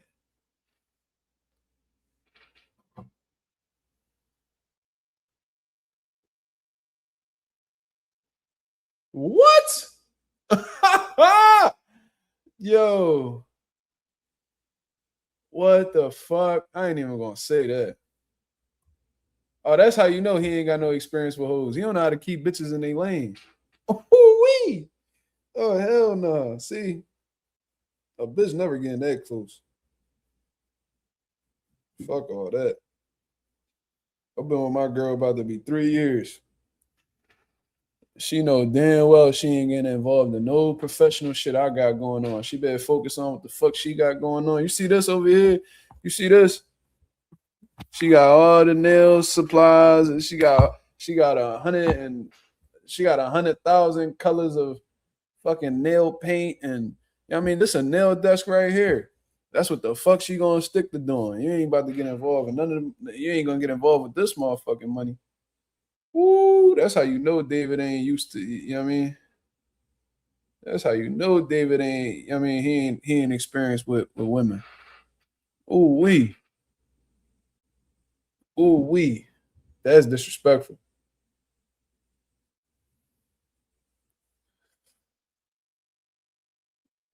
What I do know that's public information though, David been trying to get his pop out the mix for a little while. I remember he tried to go behind his pop back to sign with Top Rank and all that shit. I remember all that.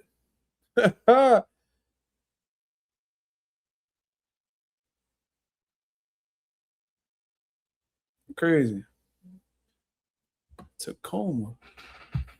Bethania says salute, just got back from a boxing show at Tacoma. Tacoma's in Washington, right? Where's that at? Yeah, that's in Washington State. Yeah. But this post, right? Look, I ain't gonna talk too much more on this whole David Benavidez situation. But like I said, you know, to wrap up basically what he said, never needed a handout from anybody. I've been training since 2 years old, made my dreams come true, became a world champion and multiple times, captured belts in 3 different weight classes. In the process, I ran into a lot of snakes that just want to take from me. I came to the realization that nobody gives a fuck about you. They just want to take everything from you. At this point in my life, it's really fuck everybody. I only got myself in this world. Like I said, I think all men have experienced this feeling before. A lot of men have come to this realization, especially if you got emotion, if you got a lot of good shit going on. You know what I mean? When you're in the moment, you may not notice certain things, but hindsight is 2020. And when you come to that realization, it can make you a cold motherfucker, man. It can make you a cold motherfucker and really make it difficult for the next person in your life to gain your trust. You feel me? So I hope David Benavidez is all right, though, man. I really hope that he gets that situation, you know, figured out. He can go back to being in that peaceful state of mind that he was in for the longest. If he was, you know what I'm saying? Because he always, yeah, man, like I got a girl. I just like being with my family. He just came across, he was promoting himself as like this heavily, you know, this heavy family man. You know what I mean? Just big on the family, being with his family, you know what I mean? Avoiding distractions and all that. You know what I mean? Because something just tell me that David Benavidez got a lot of John Jones in him. You feel what I'm saying? Like him and John Jones kind of remind me of each other. You know what I mean? They got their vices, obviously. They like to party. They like to do crazy shit. But these niggas is low-key psychos. Could fight their asses off. You know what I mean? And kind of got this aura of invincibility as well. You know what I mean? Having their mishaps outside of the ring and, you know, their fair share of fuck-ups. And, I mean, I just hope that David can really snap out of this dark place that he's in and he can continue doing great shit in the sport of boxing. But one thing I did notice, though, is that David, he's, you know, despite him having these issues, he's still in the motherfucking gym. He looking real chunky in this and that right here. Look how fat his arms looking shit. Yo, when David retired, bro, that nigga gonna be on my 600-pound life, bro. I swear to God. Ain't no way.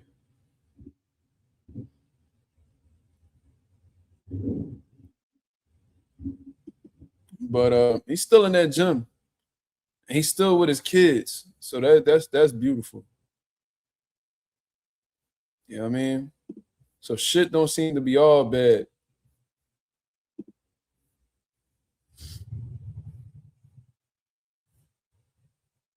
You see it's a lot of solo shit. You know what I'm saying? Look, how many times you seen David post a selfie, though? How many times you seen David post a selfie? He always posts with his kids and shit.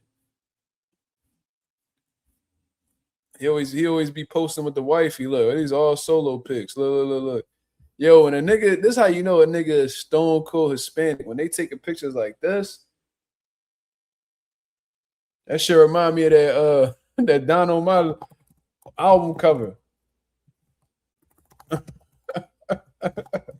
me see if I can find that shit. Oh no, never mind. He wasn't doing that. Don Omar was doing this shit. Who be doing this pose, man? I know somebody be doing that shit. Is it Hector El Father? It's one of them niggas. Yeah. Yeah, when a nigga do that shit. Yes, sir.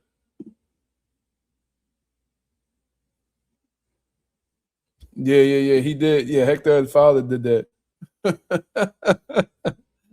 Yeah, I knew. Like this. Hector El Father, he put his head down like that. Yeah. Hector El Father was a motherfucking gangster too. You know what I'm saying? Yeah, David looked like he living, but he you know what I mean? You gonna get through it, bro. Bro, you El Montro, nigga. It ain't gonna be nothing for you. You got, I mean, you got motion, cuz you gonna be all right. He chilling. Ah, yo. He Gucci to the motherfucking socks. He ain't worried about shit, bro. I fuck with David. Look. No pictures with the John or nothing. Or some Dolo shit, you heard? My man's giving no fucks. I rock with it, bro. Sometimes you gotta be a cold motherfucker to reach some sort of peace in your life. You know what I'm saying? That's how that shit go.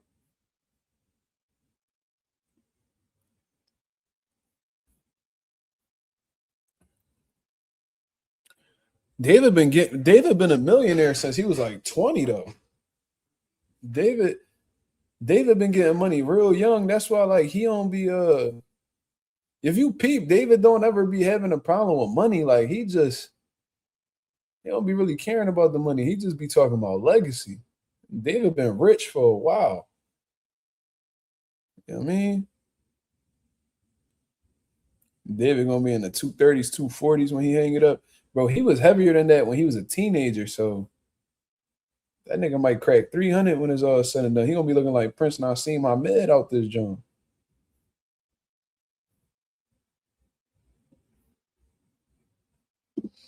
Dabrowski said, I feel like when fighters have marriage problems, they don't perform 100%. Could be bad if he goes into a job fight like that. David got that type of focus and competitiveness and dog anywhere. It's like that shit might make him even more savage. I don't know. It's one of two things. It's either that shit break you or that shit just make you even more of a fucking demon. I don't know. We'll see. But one thing I'm gonna say, I'm glad he ain't marry her. You know what I'm saying? Because she gonna get some money regardless, though. She gonna get some money regardless. She had three. She done get that nigga 3 babies. That shit. David, you know what you need to go do, bro? You need to go ahead like 10 kids so motherfuckers can't put you on child support. I heard that's a rule.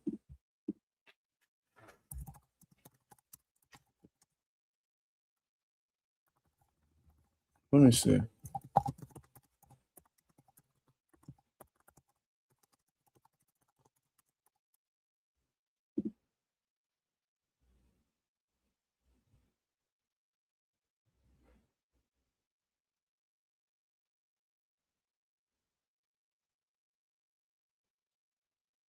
David need to go ahead like 10 kids so that minimum be mad low. So that payment be mad low. Real shit.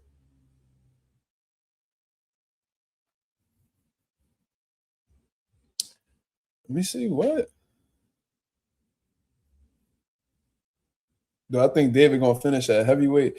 Yeah, but I think he'll be older past his prime if he ever goes there. I don't think David gonna go back to light heavyweight. For real, for real. Dimitri and them, they bullshitting, bro. Probably with how good he feel at cruiserweight, he probably not gonna come back down. He's like, man, fuck all that.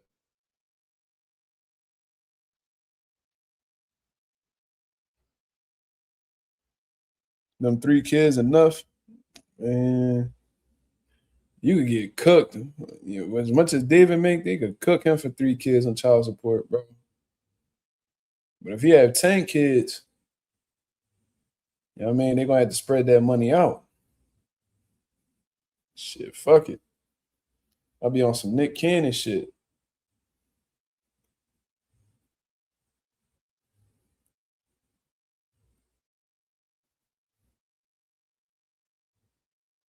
They Ralph, they had, from what I heard, from what David said, that they had offered him a fight with Canelo, but they was only going, they said no pay-per-view percentage. They was just gonna give him a flat fee.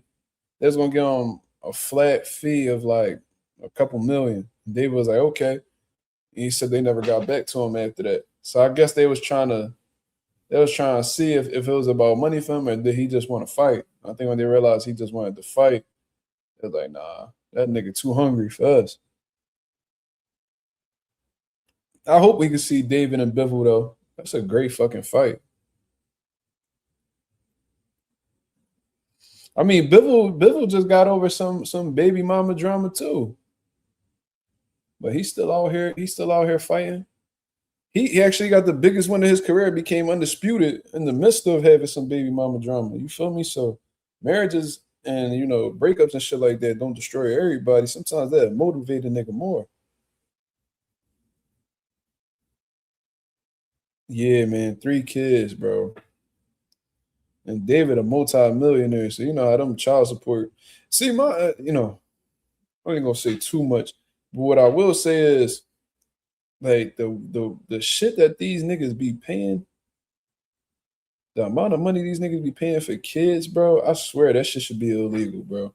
Like, what the fuck do a kid need $120,000 a month for? $250,000 a month.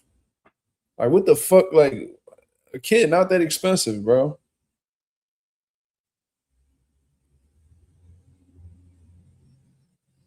When she had money before David, that don't mean that she not going to take money from David. Especially if he got a bigger bag than her, you better believe she gonna get something. She don't give. They're not going.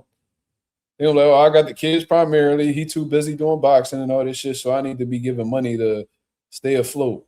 Cause you know I gotta take care of this. I gotta take care of that, bro. These women gonna find a way. They're gonna find a way. But my whole thing is, let's say it's they give her 80,000 a month. Come on, bro. That shit is excessive. Like that, don't no kid need 80 racks a month, bro, to live.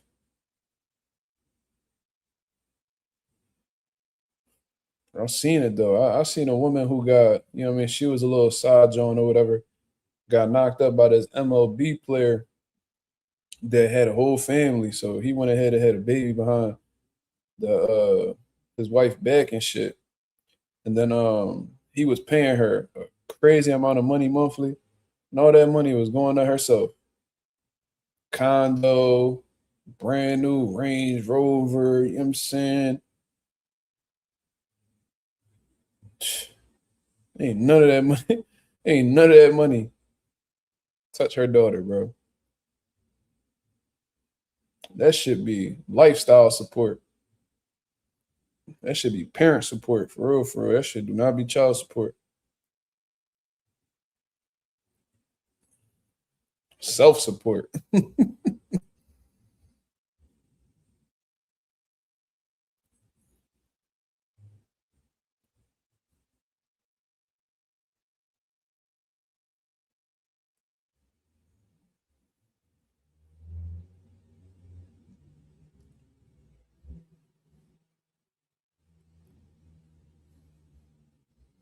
Next time, David, just get you a bitch with a low IQ, man. You know what I mean? Get you a dumb hoe. Get you a bitch who ain't got no common sense, man.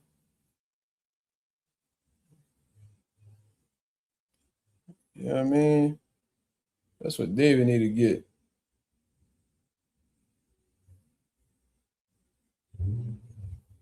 Get you a bitch with no common sense, bro.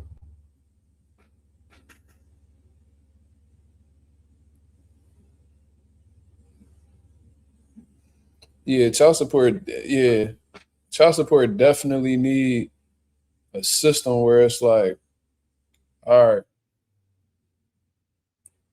where this money going? How does this benefit the child? You know what I'm saying?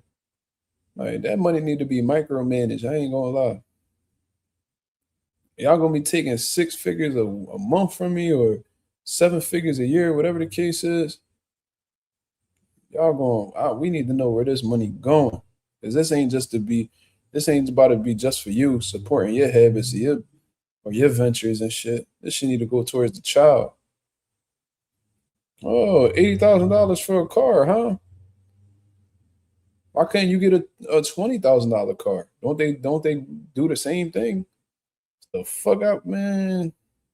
I'll be breaking these BMs, bro. I swear to God. And I'm gonna keep it real. I think everybody that has a child, I don't give a fuck how long y'all been together. I think DNA tests should be mandatory right after birth. You know what I mean? They should all be DNA tested. I don't give a fuck how upset shorty get. If you're gonna be putting your whole life, because they're like 18 years, you take care of your kids for life. You know what I'm saying? If you're a good parent. So if I'm gonna be dealing with this little motherfucker the rest of my life, I need to know if this little nigga mine. You feel me?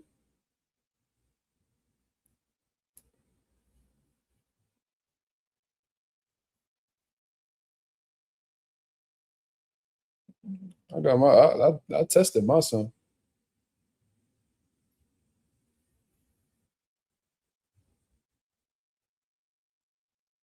I mean, I never doubted him, but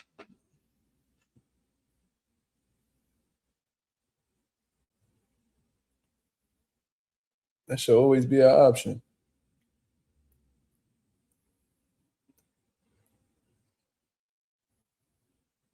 Do the Drake method. Don't claim the kid until multiple lab tests. I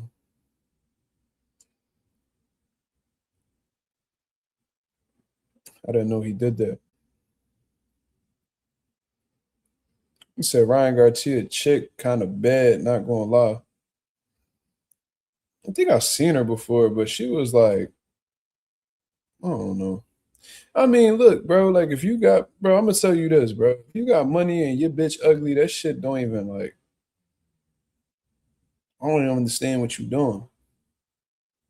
Like, even if you the ugliest nigga in the world, there will be a pretty bitch that will fuck on you just to be around your money.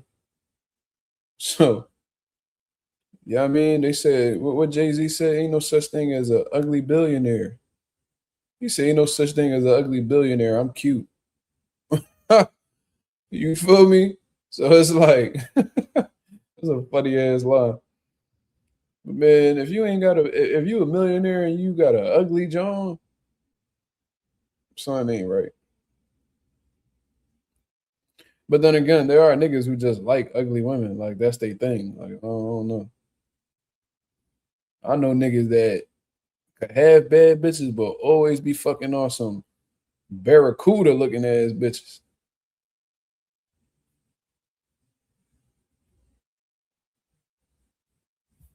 Trick said, do you believe in that men date down and women date up? Absolutely.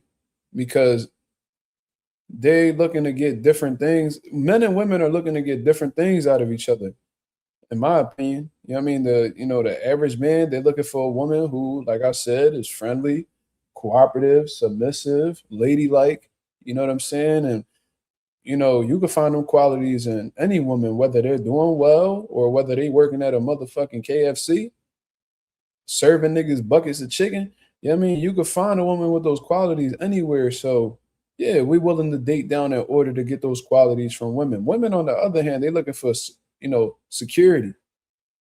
You know what I mean? They looking for financial. A lot of these women looking for financial gain. You know what I'm saying? They looking to, they looking to be around powerful men. You feel me? So they're not going to settle for a nigga that's begging for money at the gas station 99.9% of the time. they're gonna want to fuck with the nigga who is the CEO of a fucking of a business, of a successful business. You know what I mean? That's why a lot of these bitches, they be hung up on drug dealing niggas, because drug dealing niggas, you know what I mean, they got that fast money, and you know what I mean, they quick to spend that money because they always feel like they're gonna come back and get to it again. That's why a lot of they fall in love, women fall in love with that type of security. Oh, this nigga got money and he ain't scared to spend it. So he might as well spend it on me. This what these, bro, I know this for a fact, bro. I grew up with all women. You feel me? For like every boy in my family, we had like 8 girls. So like, trust me, I done heard it all, I done seen it all. Bro, I'm trying to tell you, I know how the way these women be thinking. You feel me? But like, yeah, women ain't dating down. Like, they not. You'll see a nigga put a fucking ring on a fucking poor bitch in fucking in Barbados or some shit and live a happy life with the bitch. You'll never see no millionaire bitch come to the middle of North Philly and bag a nigga who work at Whole Foods and, you know what I mean, just build him up. No, men be doing the building up and putting them in positions. Women don't do that. They want to be put in position. They want niggas to lead. They want somebody who gonna take them to the top. They don't want to take the time to invest in a nigga and bring him up to the top for what?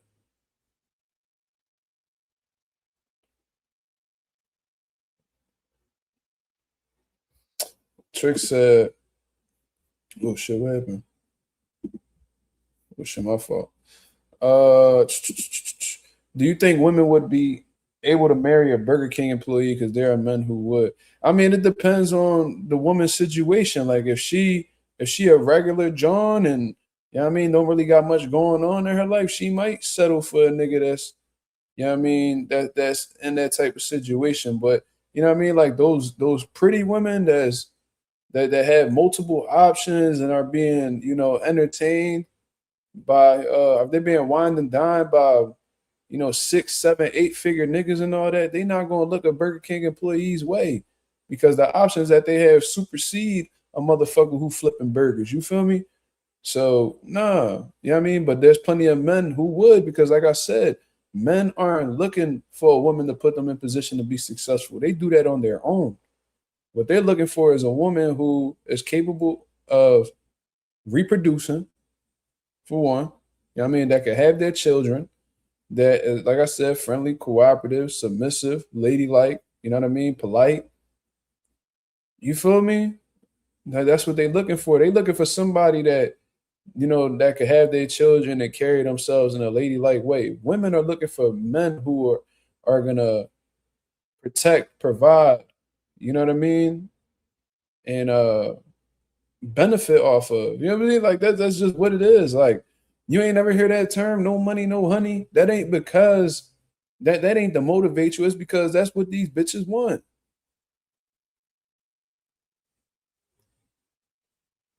That's just what I think.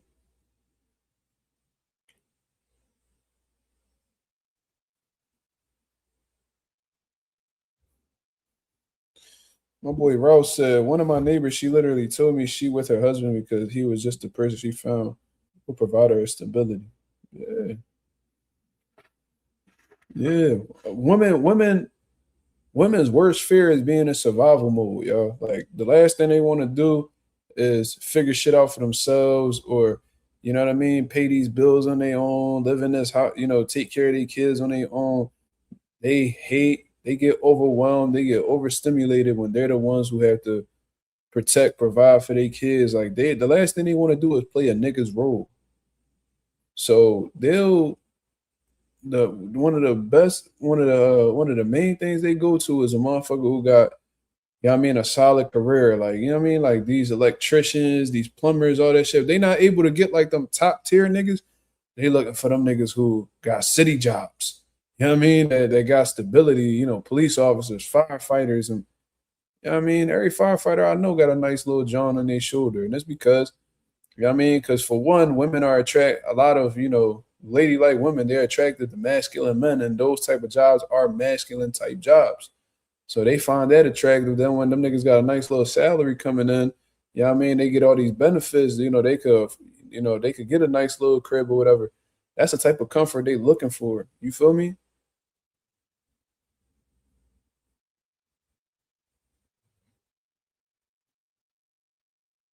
Like, I ain't got the best personality. I ain't the type, I don't even be talking to people.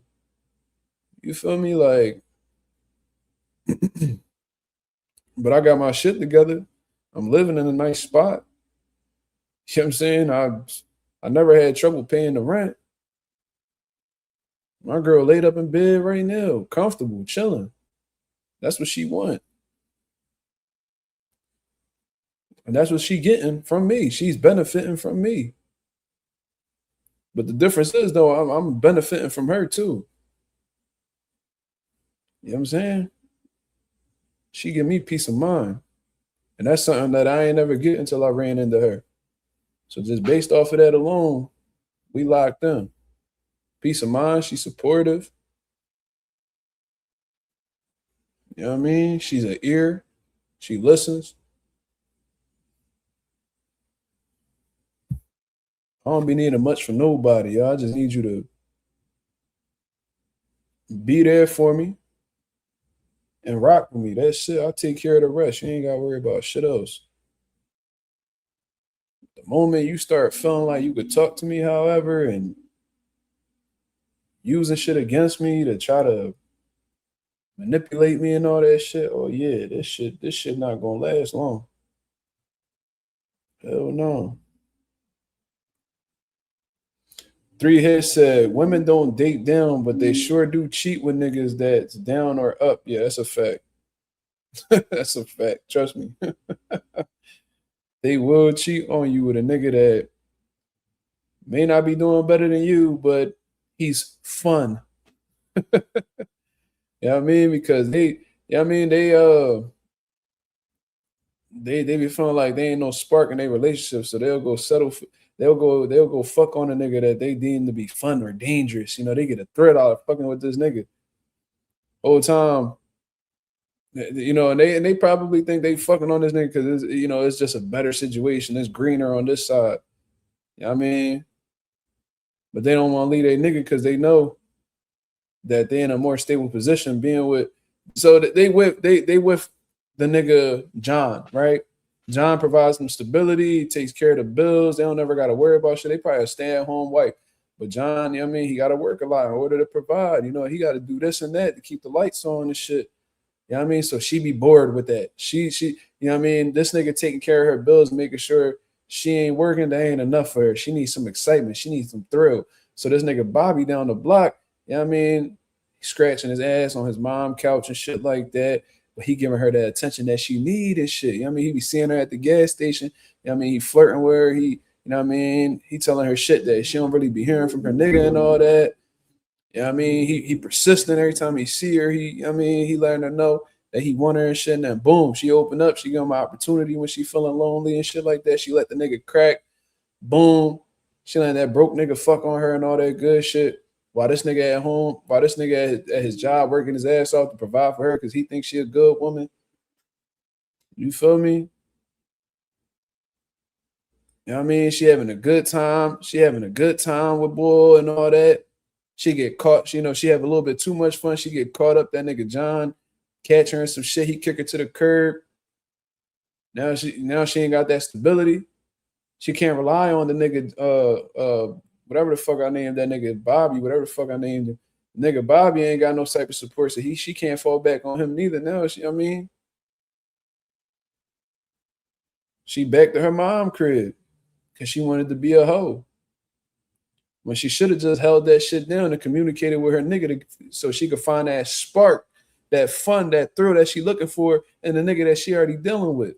You be surprised how far you could get in a relationship if you just told your partner in a respectful manner what the fuck is on your mind, bitch. If you feel like there's something in your relationship that's lacking, let it be known. If that nigga really fuck with you, he really love you, he really care about your relationship, he gonna make whatever adjustments he need to make in order to keep you satisfied. And if he's incapable of doing so, why don't you do your fucking part in making the relationship exciting? Shit ain't gonna be fucking rainbows and fucking cotton candy every day, bitch. Sometimes you gotta figure some shit out.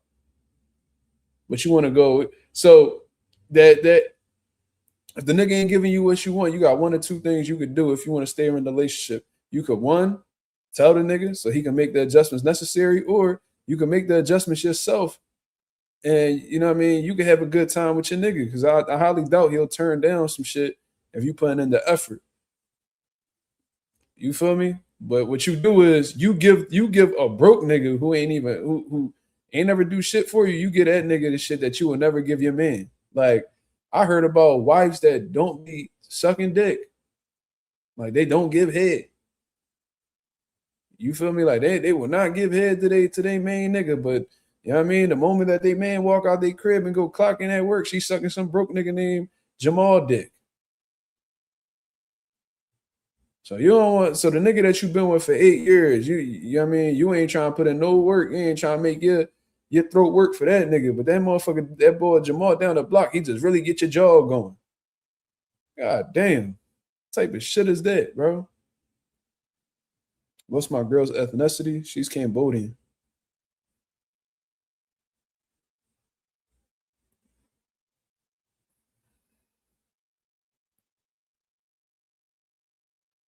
That'd be another thing. Like, these bitches be thinking that they like top grade pussy. Bitch, you was average, and you may not even be average. You probably below that. You lucky this nigga even. Some niggas don't even be knowing how. These niggas don't even be knowing how much they really worth for real. Niggas be settling for crumbs because they don't think much of themselves. And these bitches be thinking, oh yeah, he can't do no better than me. The fuck he can, bitch. You lucky that he don't realize that shit and he keep you around.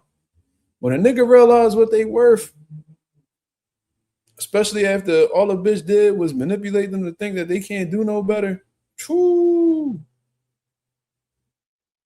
them bitches be salty. I'm the baddest bitch you ever had. I'm the baddest bitch you'll ever have, man. And some niggas will believe that shit. You know what I mean? That verbal abuse, some niggas be believing in that shit. Until they get a little, you know what I'm saying? They get a few looks from a bitch and they're like, oh shit, I could get a bitch like that. Now once they realize that, them bitches be cooked. I'm the baddest bitch you ever had. No, the fuck you ain't, bitch. You not even top 10. The fuck is you talking about? Stupid. I want to end the live off with this real quick. I was arguing with this dumb bitch on Twitter. Her name like A-Side Sports or some shit like that. It's some little fat face, swollen jaw having asshole bitch built like a honey bun in the face. Talking crazy to me on Twitter because I disagree with her point. And I was talking crazy to her too. I ain't gonna lie. I told her to shut her dumb ass up because Shakur Stevens just said, yo, I'm 50% Puerto Rican. I might as well just buy a house in Puerto Rico. Fuck it. That's all he said, right? And I didn't see anything wrong with what the nigga said because as far as I'm concerned, the nigga is 50% Puerto Rican. Regardless of whether his dad was active in his life or not, he is who the fuck he is, right? So I was like, you sound stupid. Like, fuck are you talking? She said, oh, you're not black. And then she gonna tell him, mind you, she admitted, I think she even said, see, she one of them, I know black, right? Bitch, I ain't gonna say all that. But she clearly comes from African ancestry, right? You can see it in her face. She got, you know what I mean? Bitch got like that Dunkin' Donuts munchkin head hella round, bitch face look greasy as shit. Anyways, she gonna tell this nigga, you ain't Puerto Rican. Tú eres moreno, which is what a lot of, you know, racist Hispanic pieces of shit say, as if you can't be both things. Like, let me break this down to you, you dumb bitch, right? Because a lot of y'all don't understand the difference between race, ethnicity, and nationality, right? You do know that you could be black, race, an American nationality, and Puerto Rican ethnicity. You do know that you could be those three things because they are in separate categories, right? Dumbass. So I asked her, she's talking about, she said something about just saying all this weird shit. You know what I mean? Because what women do when you hold them accountable, or at least press them on an issue, they always want to bring up some type of homosexual references, or try to insinuate that you're a homosexual or whatever. That shit don't work over here, because at the end of the day, I could probably throw dick in your mother if I really, put the effort into doing so. But I wouldn't do that, because the fact that she had you, I know her pussy trash. So I wouldn't even try that. So, you know what I'm saying? That shit don't work with me. You feel me? Like, you go try that with another nigga. You feel me? So that shit don't bother me. So she was talking all this crazy shit. Oh, and then she, they always say, oh, you arguing like what the fuck she said? She said, oh, you arguing me like you was raised by your mother. I was raised by my mom, you dumb bitch. But that wasn't the only motherfucker that I was raised by. I was raised by an active father. And on top, nigga, I had what you called a stepfather. Shout out to my bonus father. Shout out to Saran. Shout out to my mom, Maria. Shout out to my father, Lando. Shout out to my step-pop, Jose. I had two male figures. I had more male figures than I had female figures, bitch. Fuck is you talking about? Had both grandparents. They was all in my life. Nigga, I had all the fucking support that I needed in order to become the man that I am today. And the reason why I am successful is because of the village that I had behind me. So you go ahead and try to play it like, oh, I can tell you was just raised by your mom. No, I could tell that you was raised by a single mom, bitch, just by how bitter the way you talking and how the way you disrespecting a grown-ass man.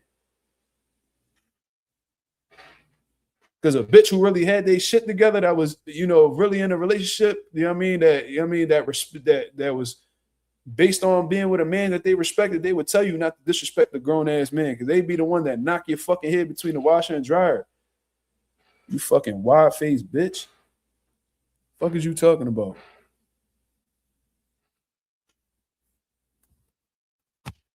So, yeah. Talking about, how the fuck you gonna tell Shakur that you're not Puerto Rican? Tú eres moreno. It's like, bitch, shut the fuck up. Like, I just seen your pic. Like, your face swollen this shit, bitch. Look like you got what's that shit? Like you got on some type of birth control that just blew you the fuck up or some shit. Like, your thyroid's tweaking. Like, bitch, you look like you unhealthy, and you over here telling niggas what they is and what they not.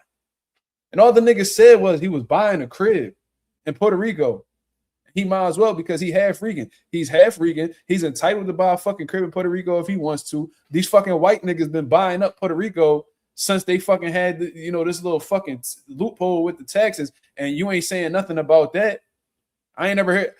There's plenty of white people you could probably find on Twitter right now. I'm about to buy a house in Puerto Rico, man. It just sounds swell over there. I ain't hear the bitch respond and be like, "Oh, you're not Puerto Rican. Tú eres un gringo." Never seen that. Fuck is you talking about, bitch? How you gonna tell that nigga he ain't Rican? Who the fuck is you to tell that nigga he ain't Rican? Dumbass. She said something about he Rican and Panamanian. She want to know. I know black, papi. Yo soy boriqueño y soy de Panama. Yo soy de Panama. What the fuck up? Shit, black ass. You dark as shit telling motherfuckers that they ain't black. I said, so what's that? So you got to be from the island in order to be Puerto Rican, and then you have to have you wasn't raised by your Puerto Rican dad. Okay. So let's say, hypothetically, right? Fucking Tiger Woods, right? Let's say Tiger Woods. I don't know who Asian, I don't know who black, right? But the nigga's clearly black. But let's say the nigga's mother that was black wasn't in his life. He was just raised by his Asian dad, right? Let's say the nigga was brought up in China or whatever the case is, and he goes ahead and he says, you know what? I want to buy a house in America because I am 50% African American. Who the fuck going? Can you just see how dumb a nigga would be? It'd be like, nigga, you trying to buy no house, nigga? You trying to buy no house here, nigga? You ain't black, you Asian, man. Shut your dumb ass up, bro. You sound fucking stupid. So I went ahead and I asked her. I said, do you tell Najee Lopez that shit? That's a black motherfucker if I ever seen one. But guess what? The nigga be repping. That nigga stay with the Puerto Rican flag on him. He rep his he let it be known, bro, I'm Puerto Rican. Because guess what? Just like Shakur Stevenson, his father, from what I understand, is Puerto Rican. She's like, oh, I had a conversation with Najee, and he told me that he was Puerto Rican, but we had a long conversation. Bitch, what is there to have a conversation about, bitch? He Puerto Rican. The fuck is you gonna do about it? You can't. What you had a long conversation about the nigga for, to convince him that he black? He know he black. Nigga, he from Georgia. He a country ass nigga from Georgia, like you said. All right, cool. But that doesn't take away from the fact that he comes from Puerto Rican heritage, you dumb hoe. These bitches be retarded, bro. I don't know who be raising these bitches or what be who, like they just be so cool with disrespecting men for one. I ain't gonna do shit about it. I ain't even like that. But yeah, I mean, they sold for the gay community. They sold for LGBT. Oh, I got gay friends, but whenever y'all get the chance, y'all try to belittle grown heterosexual men by calling them gay, as if that's an insult. So if it's an insult, what do you think about your gay friends that you supposedly support so much? Y'all be contradictory assholes, and I cannot stand y'all. Then on top of that, you claim to be a boxing fan. I tell you what, bitch, if you was to ever come on my channel or I came on your platform, we could debate any fucking topic, and I bet you I'll make you look stupid, just like how I did on Twitter, bitch. Fuck is you talking about? Wide body asshole. Always be them bitches that be built like fucking mini fridges that be out here trying to tell niggas about themselves. Little stank asshole. Respectfully, if your neck dark, don't talk to me. Fuck is you talking about? Bitches be out here built like motherfucking water balloons, telling niggas what they should and should not do. Eat a dick. That's all you fucking good for anyway.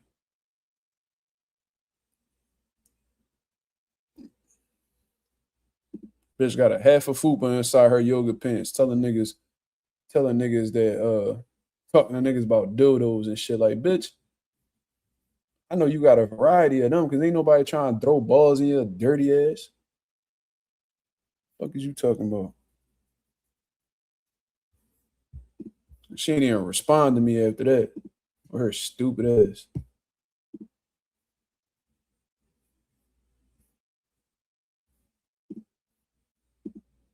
I'm looking at her profile pic right now.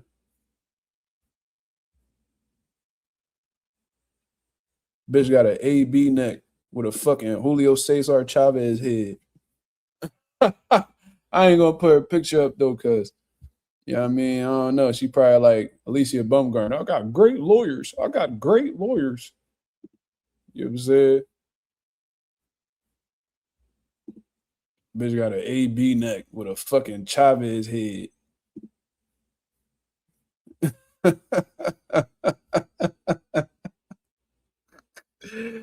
Ooh-wee. This shit make me laugh. Nah, I ain't gonna show that, John, bro. You can check my Twitter and see my replies, and then you can see who she is from there. But I can't do it. I ain't gonna do it. Well, she probably have a lawyer email me or some shit. You know, people be weird on this internet shit. That's they go-to though. Whenever they back against the wall, they ain't got no valid points. Let's call the nigga gay. It's like, fuck. It's like when racists do when you cook them. Oh, well, you're just an N-word. It's like, all right, bro. That shit, that approach hella weak, but you know, it's all good.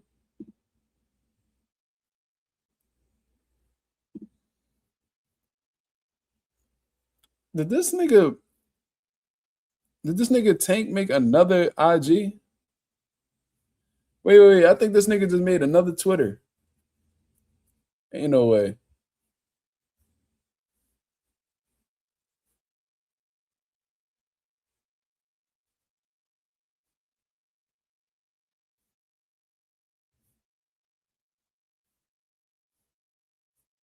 I think this nigga Tank made another IG, bro.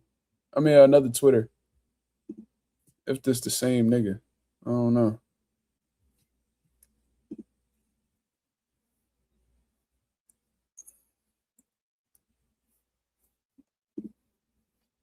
He blocked me on the last jump.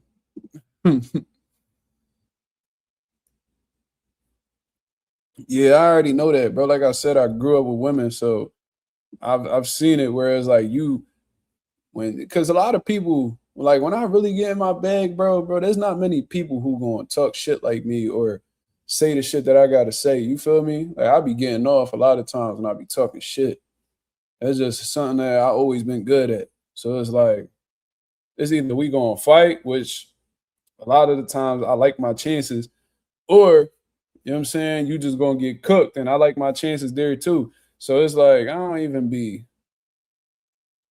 trying to take it there, especially with women. I rarely argue with women, but it's just I cannot stand ignorance, bro, whether it's coming from a male or a female.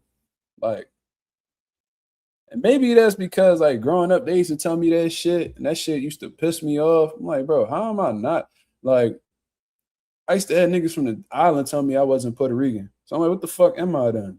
Dickhead. Like my mom family from the island, my dad family from the island. My dad obviously identifies as black, but you know what I'm saying? We got heavy African roots. Like we got heavy Nigerian DNA on my pop side, but you know what I'm saying? And a few different, Senegal, all that shit. Like we really got that, and we trace family back to that shit a long time ago, and we real well versed in who our people are and all of that. You feel what I'm saying? So we know what the fuck we is. You know what I mean? But it's like, oh, you ain't Boricua, you ain't Rican. It's like, y'all niggas. So who the fuck is you to tell me that, nigga? That's what be cooking me. Like, who told you that stupid shit?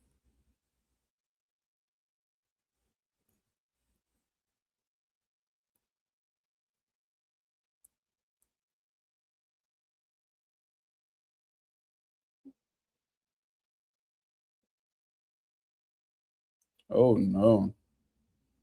That bitch is disrespectful. That bitch Adam 22 wife, Lena the plug. She did a 20v1 with Drake. And she hugged this nigga like that was the love of her life. Bro, I can never.